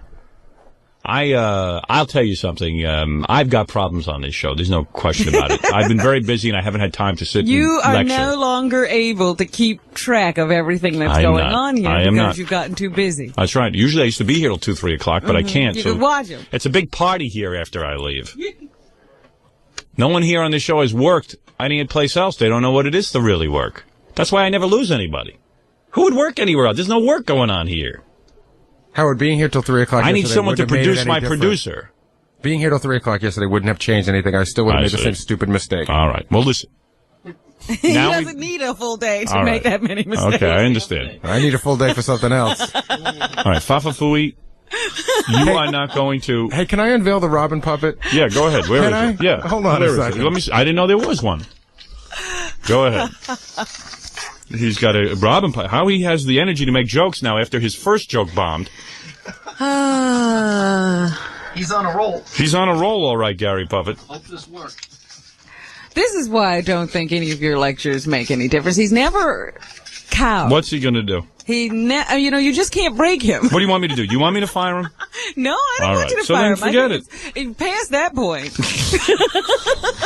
All right, here is the debut of the Robin Puppet. Gary has evidently put something together. No. Let me preface this by saying that somebody gave this to Jackie at an appearance. All right. And Jackie gave it to me saying that, when Robin gets on you might be a good time. All right, let me see. To unveil it. Oh, Jackie's helping you with me. Of course. Not helping, I just kind of passed the buck. Right. I need to produce it. Let's see, this is the Robin Puppet. Not the most flattering thing. Very cute. Oh, my. You know what Jackie told me? The guy told him, see the teeth? Yeah. It's his grandmother's real teeth. It's his grandmother's real teeth. Oh, my. God. Well, it's got a lovely chest. Show him the hooters. Oh, yeah, you're going to see this. Well, work it. Does it actually move, Jack? Yeah, it's pretty tough. You got to look for the whole way up there. You can't even get your hand up there. Yeah, That's the Robin Puppet? I'm busy. There you go. Give it to Fred. He can work it. Fred is a professional puppeteer. You got to try and jam your hand all the way up that cardboard tube. It's a Robin Puppet now. The whole show Well, that'll certainly make me nicer to you, Gary. Jam your whole hand up Can't there. make it any worse, Quivers. Go ahead. You don't know me. I've been going easy. Tight in here. What is that, Fred? I mean, Robin. Yes. Check them out. Where are they? I'm busy. Gary, you are an idiot. What is the matter with you? Howard, you must get on your people. They're out of control. Jackie, shut up. Wow, nice job. I can't move the teeth, though. Yeah, well, that's with his grandmother's teeth. You can have Ralph work in the mouth. All right, very good. All right, Gary, repeat after me. I will not pick my nose without making sure Wolfer wants me to. I will put guests on a pedestal. I will look up pedestal to see what it is in the dictionary. I will figure out why you yell at me on the air. I will pout and be moody. To show my interns. That I am the world's worst example. All right, thank you. And you guys said I would never repeat again. I repeat like there you go. Often. All right, Gary, you can leave now. Take it easy, everybody. Tim Chiusano, you're on the air. Good morning, everybody. Hey. Tim is the son of our general manager, Tom. Yes. And we just went to Tim's wedding party at the Beacon. It was really nice. Very nice party, Tim. Congratulations. It was quite well done. Well, I appreciate you guys coming in because you guys had spoken about it. I thought I'd be remiss if I didn't get a chance to thank everybody. So Tim sent me an email. He goes, I would really love to get on the air and thank my father and my mother for throwing this big party for me. They're awesome parents, to say the least, and I know my dad did a hell of a lot of stuff to pull it off. And it's hard to thank somebody for something that big. I mean, I had never been confirmed or never had any, Sweet 16 or anything, and I really don't like birthday parties either. So. Well, you're a dude. You don't get a Sweet 16. Well, yeah, no, but you know what I mean. There was no. I never had anything coming up to this that kind of would prepare me for such a big endeavor. So it was really overwhelming, and I had no idea really how to sum everything up and really thank, the people that came in from Canada and people from England and from the West Coast, and obviously especially my parents and my dad, who put a lot into it. So Tim put a lot into it. You're right. Yeah, Tom is in here kvelling, like ready to cry. Yeah. This is his pride and joy. I mean, Tim is like the Christ child to Tom. I love you, son. You were the perfect child. You are now the perfect husband. You were born of the Virgin Penelope. They did a really good job raising me. For an only child, I don't think I was smothered too much. I don't think you seem like a real well-mannered kid. Yeah, he's always been a nice guy. All things considered, and having you as like the weird bastard uncle, I think it turned out okay. You know what's weird? A lot of these kids, though, they do know how to put on a public face. When you get them home, they're weird. You know what I mean? But Tim's not. I'm definitely a bit of a weird guy, and Kelly will Hey, dude, you got it. True, but.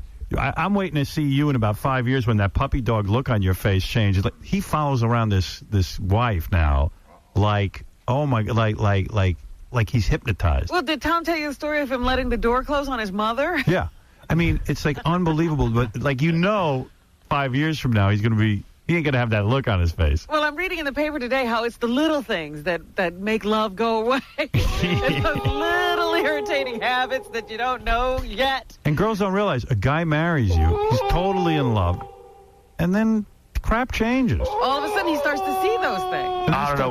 We get a huge kick out of the little things, and we do a really good job of communicating about those things. So I don't see that changing anytime soon. That will all change, son. Trust me. Wow. I'm going to schedule you in for an interview in 2010. Okay.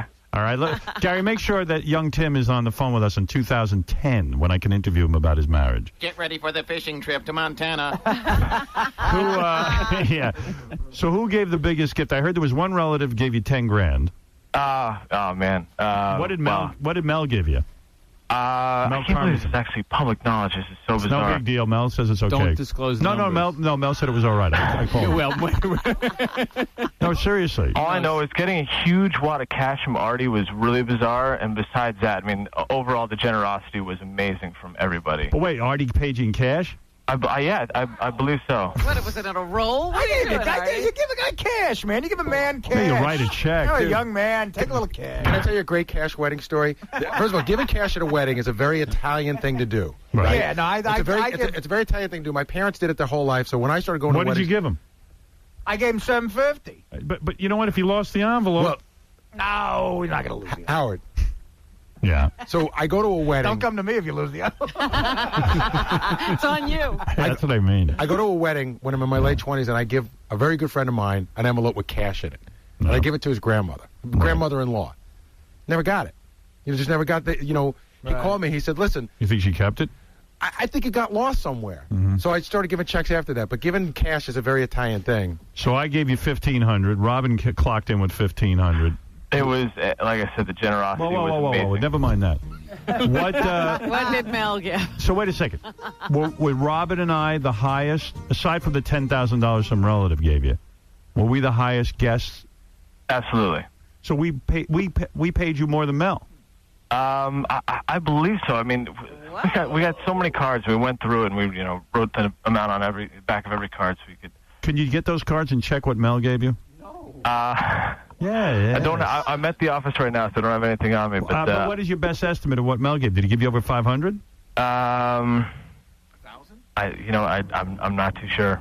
Wow, I gave 500. Wow. Aside Gary from gave 500. Aside from what you mentioned, I believe that you and Robin were the highest bidders. You're telling me Mel gave you under 500? I don't know the exact amount of what Mel gave me. I'm shocked. What about Ed Moyer? Everybody was more than generous. What about Ben Ruby? Sam Ben Ruby, under 500? Sam Ben Ruby was, I've got no idea. Under 500. Frank Flores. Frank Flores under 500? Guy's a millionaire. We had no idea what to expect. So the fact that we actually got checks in the first place. No. Wait a second. Let me understand something. Frank Flores comes with his wife, right? Mm-hmm. And gives you under $500. No, I can't say that to be true. I have no idea. Am I in the ballpark? Possibly. Wow. Think about how many people were there. So there were an unbelievable amount of envelopes. I can tell you close what everybody gave. I am insane. Mel Karmazin doesn't give 15. That can't be possible. He doesn't give $1,000? That can't be possible. Did I give more than Mel? You probably gave more than Mel. I might have given more than Mel. What did you give? I gave him 500. You're telling me Mel didn't give you at least 500? No, I bet Mel gave more than 500. But less than 15. Like I said, I think that you two were the highest bidders. Wasn't Viacom very nice to him? You know, Mel's a billionaire. Yeah. He's a billionaire. We were stoked to get cool Tom, cars. You don't work for the guy anymore. Mellow out. I gotta work for him. When did he stop being a billionaire? Guy, but I don't. He's a wealthy guy, and he can't give you 1,000. And Flores? And Frank Flores, who had all that stock. Come on.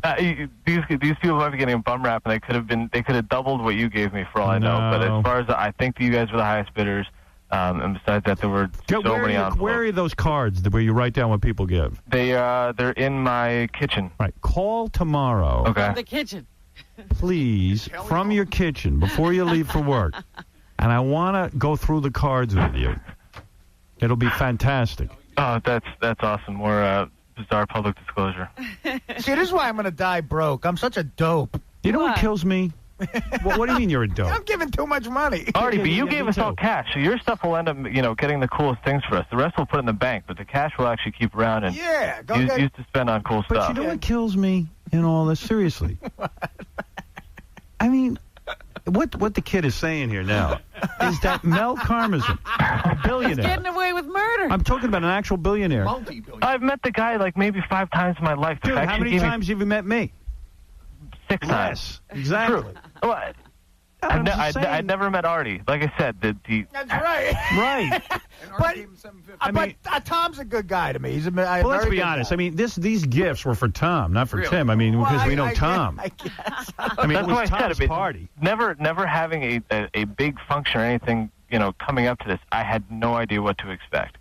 So the fact that we even had a big pile of stuff in the corner. I just can't believe Mel is a legitimate billionaire and didn't give you over $500. And I can't believe Tom doesn't know he's a billionaire. He's not a billionaire. I don't believe he's a billionaire. He is. Oh, my goodness. I've sat at meetings where Mel describes exactly what he has to me. Feels comfortable telling. I'm not kidding you. I can buy and sell you. Yeah, he makes it very clear that he has a lot of money. I'm sure he's happy he told you now. Right. He's a wealthy guy. There's no question. He's a wealthy man. Yes. And he brought Terry. That's 2 people, not $500. He didn't say that. That's crazy. Most expensive 3 pork chops I ever had. Eddie Moyer, not over 500. Sam Ben Ruby. I don't know Eddie Moyer. I know Tom, Sam Ben Ruby, Frank Flores, all got stock early on in Infinity and Viacom. These guys are millionaires. How did I call in to thank people? And now people are getting ripped. Well, welcome to the show. One other guy didn't understand this before it happened. There's one other guy who's quietly rich. I'm sure of that. Who? Tom G. Tom Jesimondo. Yeah. What did he give? He bought a gym for crying out loud. Pilates. What did he give you? A gift certificate? That's a man's job, a Pilates gym. Gave him a Pilates gym membership. Right over here. Here's where the table is. Yeah, I'm talking to Jesimondo. He's like, I got offered a lot of radio jobs, but my dream has always been to own a Pilates gym. I go, well, that's great. Okay, I'll be over by the shrimp. Yeah, good. Not that I'm not interested, but I need to go get a drink. Have you heard about that fence, that piece of fence from Daily Plaza? After hearing that, Tom, I need to go inject booze into my veins. Sounds like a good career move. I'll take you back there and buy you lunch for the extra $250. You're going to run a gym, the Pilates. Good luck. Lots of luck with Who else was there? I'm curious. There were so many people there. What'd your friends give you? Gifts or they give you cash? I was surprised. A lot of people from the office wrote me checks, which I thought was insane because they all... What'd that guy give who was your wife's You know that chick who's your wife's best friend kept going around, I'm Kelly's best friend. That one. She has a husband. Well, how much did they give you? Amber gave... Howard, you're asking me to remember 260 envelopes from What'd she give, like $100? I don't know. She might have given us an actual... And she probably gave us a present at the actual wedding out in Oregon. You must think I'm a schmuck. Why? For giving $1,500. Dude, are you kidding me? You gave me $1,500. That's crazy. That's insane to us. I want it back. I want $1,000 back. If you're a schmuck, what am I? Yeah. All right. Just tomorrow, call in. I want to know what Mel gave. Tell me the exact amount. You better make up that it's 5 G's. Miscounted. Yes, Ralph, go ahead. Hey, now. Hey, I'm just thinking, isn't this whole party thing kind of tacky? I mean, it's just a party to get gifts and money. I mean, except for the kid's relatives. I mean, most people don't know this kid or really care. Guess who gave the most? You. Big schmuck. You and Robin. Me and Robin, two biggest dopes on the planet. Well, you just want to be loved. Ralph, exactly why I would call in and want to thank everybody, because like I said, it was completely insane to get that much from a lot of people, especially other people who barely met. Save it for some other show. Yeah, it's just kind of tacky of Tom. Tom. No, Ralph, it was a beautiful party. Yeah. I'm sure it was, but it was a bit of a shakedown. Yeah, it's a shakedown. It's like when you bring your kids, cookie things to work and have everybody buy them. It was a celebration to celebrate with Tom and his family the beautiful marriage of Tim and Kelly. They're going to be divorced in like 5 years. Ralph, what do you know? What is that, Tom? One of the highlights of the party? Yeah. Ralph wasn't there. Yeah. Yeah, because you know why he didn't invite me? Because I couldn't bring enough money. Well, yeah, he knew you'd bring none. Right. Ralph, the funny thing is, we'd probably get along, but I bet you just enjoy ripping me just for the sake of being Tom's kid. That's right. No, not at all. Right. Just for getting married. So, Tim, does the sex change after marriage? Actually, it got a lot better. Really? Actually, I would say no change. Yeah, just wait. How long have you known her? Not that long. Just wait. Yeah, it's a whirlwind romance. 8 months now? 7 months? That's it? That's it? Oh, my God. You've known her 7 months and you're married to her? Yep. Howard, get your money back. Holy cow. Yeah, Tom, why didn't you... I tried. Yeah, that's crazy. Actually, Dad, you were pretty supportive. I mean, you put up a bit of restraint at first, but... What do you both do for a living? I work in television, ABC, and she just moved to New York, so she's looking for a job. Hey, did Tom ever sit down with you and give you a sex talk? You know what? You asked me the same question, I think, about 10 years ago, last time I was on air. All right, Tim, now here is the donut. Now here is the hot dog. Any questions? Actually, it was a golf ball and a golf cup that he used as the analogy. But, I mean, I don't want to embarrass Tom. He's a good guy, but your dad has kind of a warped view of sex. You know what? I bet you guys would be surprised at how he is when he's at home. No, but he doesn't pleasure himself. Yeah, that's what surprises us about when he's at home. It's surprising to me that I actually know that, and that's public knowledge. So I know, but how, did he explain it to you, or did you hear it from the show?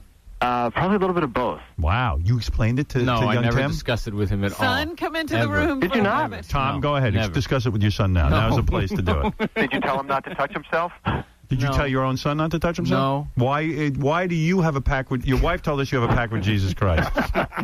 Well, you know what? When Tim needs it, he can pull it out. Right. Keep in mind. Tim, you don't have any of that hang-up, do you?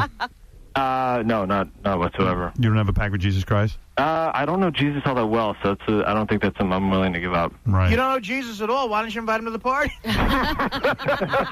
Wonder what Jesus would have given. Is it odd for you that your father doesn't discuss this with you? Would you like to discuss it with him? Would you like to ask him questions about it? About sex? About him not touching himself? I think that's one of the last conversations I need to have with my dad. Really? Yeah. You ever find your dad's porn stash? No, and I'm sure I looked for it as a kid, too, but I don't think I found anything. His, though. You did find his? Yeah. What are you going through his things for? I couldn't help it. Tom is a better sneak than you, Tom. Please, young Tim, don't bump into me. I may explode any minute. Keep in mind, we don't want to embarrass Tom. Right. Yeah. Right. I was going to make a speech about how Tom doesn't touch himself, but I thought maybe at the party that wasn't the place. Yes. That'd be great. It's weird knowing that about your dad, right? Excuse me? It's weird knowing that about your dad. It's weird having anything about my dad or my mother actually spoken of on air. And then hearing it from a third party is the weirdest part because I don't really listen. Then coming in to work or when I was in high school and people would come in and be like, your dad's a moron, I heard what happened today. What are you talking about? Yeah, right. You don't want to hear that. I feel bad about that. Yeah, sure. It's just that it's the only way I can, torn up. But look at the excellent general manager he's turned into as a result of my criticism. Hey, I heard your dad doesn't touch himself. It's been great. Yeah, it's awesome to hear from people that you barely know as well. Your mom's real nice and normal, though. She even thinks it's odd that your dad doesn't touch himself. My mom is amazing, and what her standpoint on that is, I do not know. I know. I've talked to her about it. She thinks it's crazy. She doesn't think that Jesus is looking at Tom and saying, don't touch yourself.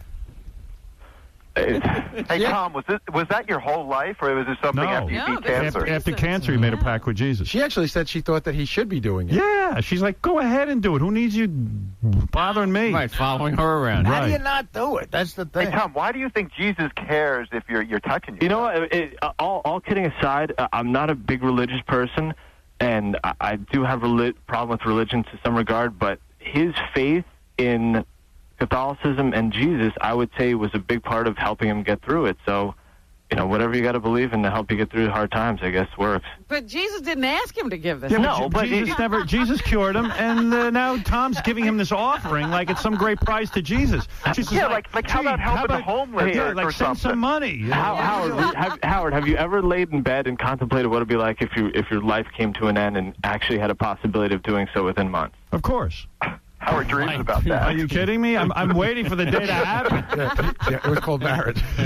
No, it wasn't called marriage. It was called being miserable in general. While we're doing shout-outs to Jesus, could I also give a shout-out to Dan Coyd and Paul Chapman, the two great doctors who oversaw my recovery? All right. What did you give up for them? Money. Why would Ronnie, the limo driver, and Mel gave the same exact amount of money. Are you serious? That's a fact. How much did Mel give?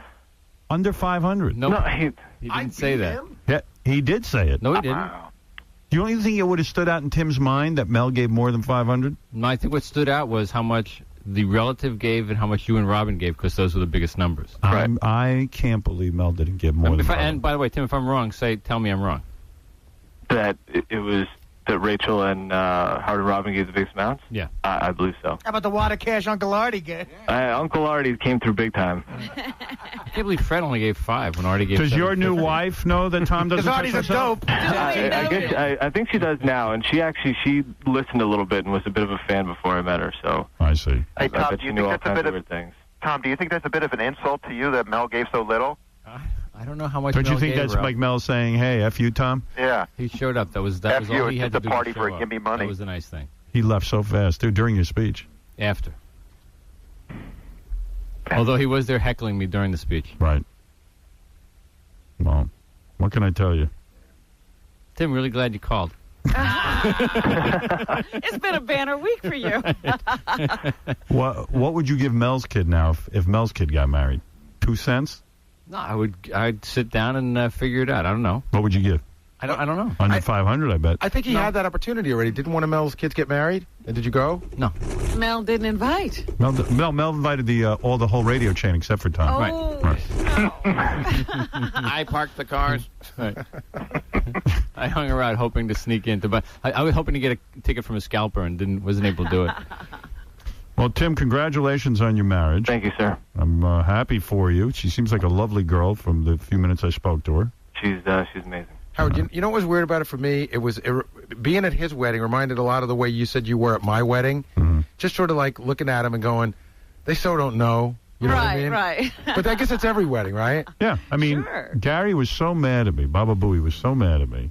Well, because I didn't say anything. Because I said to him, Gary, you're going to be miserable. I'm not miserable, but here's the deal. Oh, you like when he's are. saying I see you. When he's saying how good they communicate and everything, I was like, all right, throw a couple of kids into that, buy a house, have some bills, and it's hard to communicate that good. Those Why? You got to pick up the phone, or you got to pull them aside and say something. You'll see. Okay.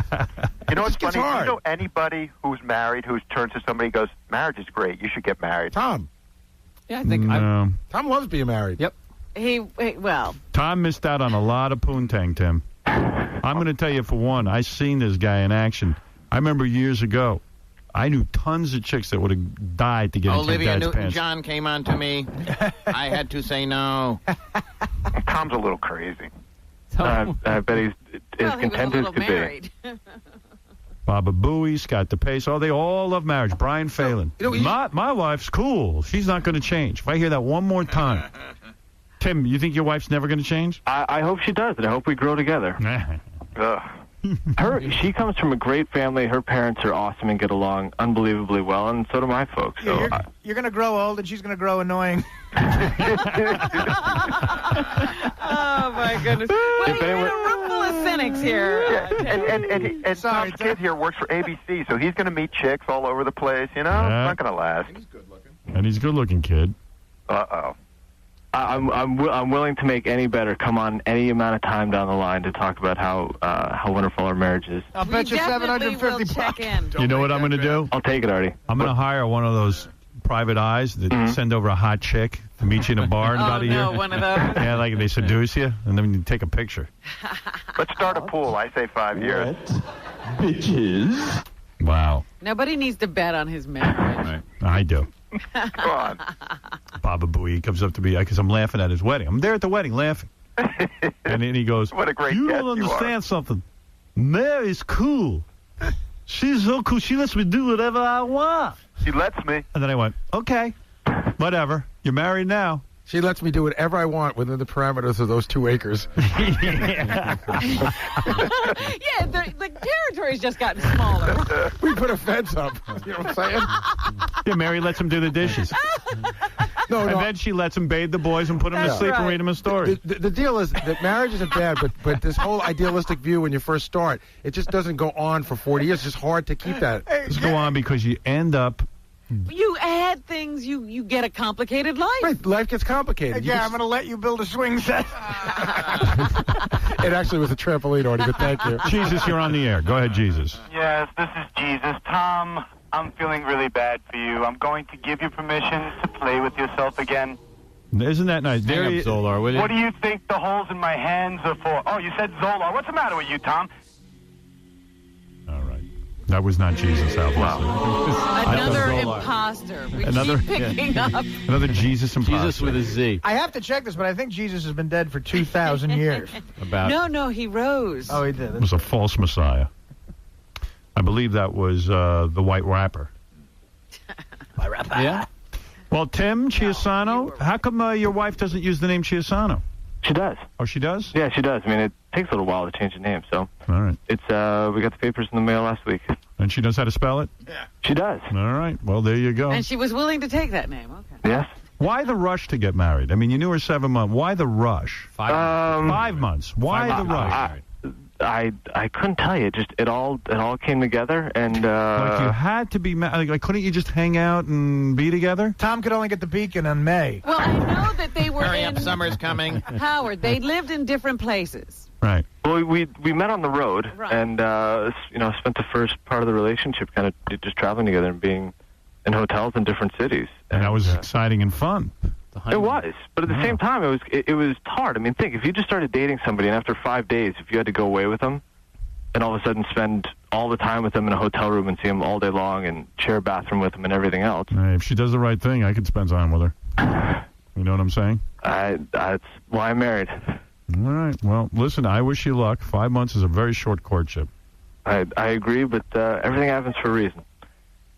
All right. Congratulations, Tim. Thank you, sir. Thank you, everybody. And most of all, congratulations to me and Robin for giving the highest gift. Yes, absolutely. Lucky us. We got to be the winners of those We things. won that Have a round of applause. Tim Salud, Chindan, Basta la Basta. Hardy, I can't wait to tell you what we end up doing with your $750 in cash. Do something good with it. We will, I promise. Put it on the first race at Aqueduct. That's what Uncle Artie would do. That's right. Spurs. I think Kelly's at OTB right now, so I hope Bet so. has been made in your name with... Good luck to you and your bride. Thank you very much, guys. Thank you. Well, there's your son. Calling in, he really wanted to express his Very nice. gratitude. He was very touched by you. I was really surprised to hear his voice on the air. He contacted me, and I gave him permission to come on the air, and that way I could grill him about the size of the gifts. I know, but believe me, I knew you had an ulterior motive. Yes. All right, there it is, the great Tom and Tim.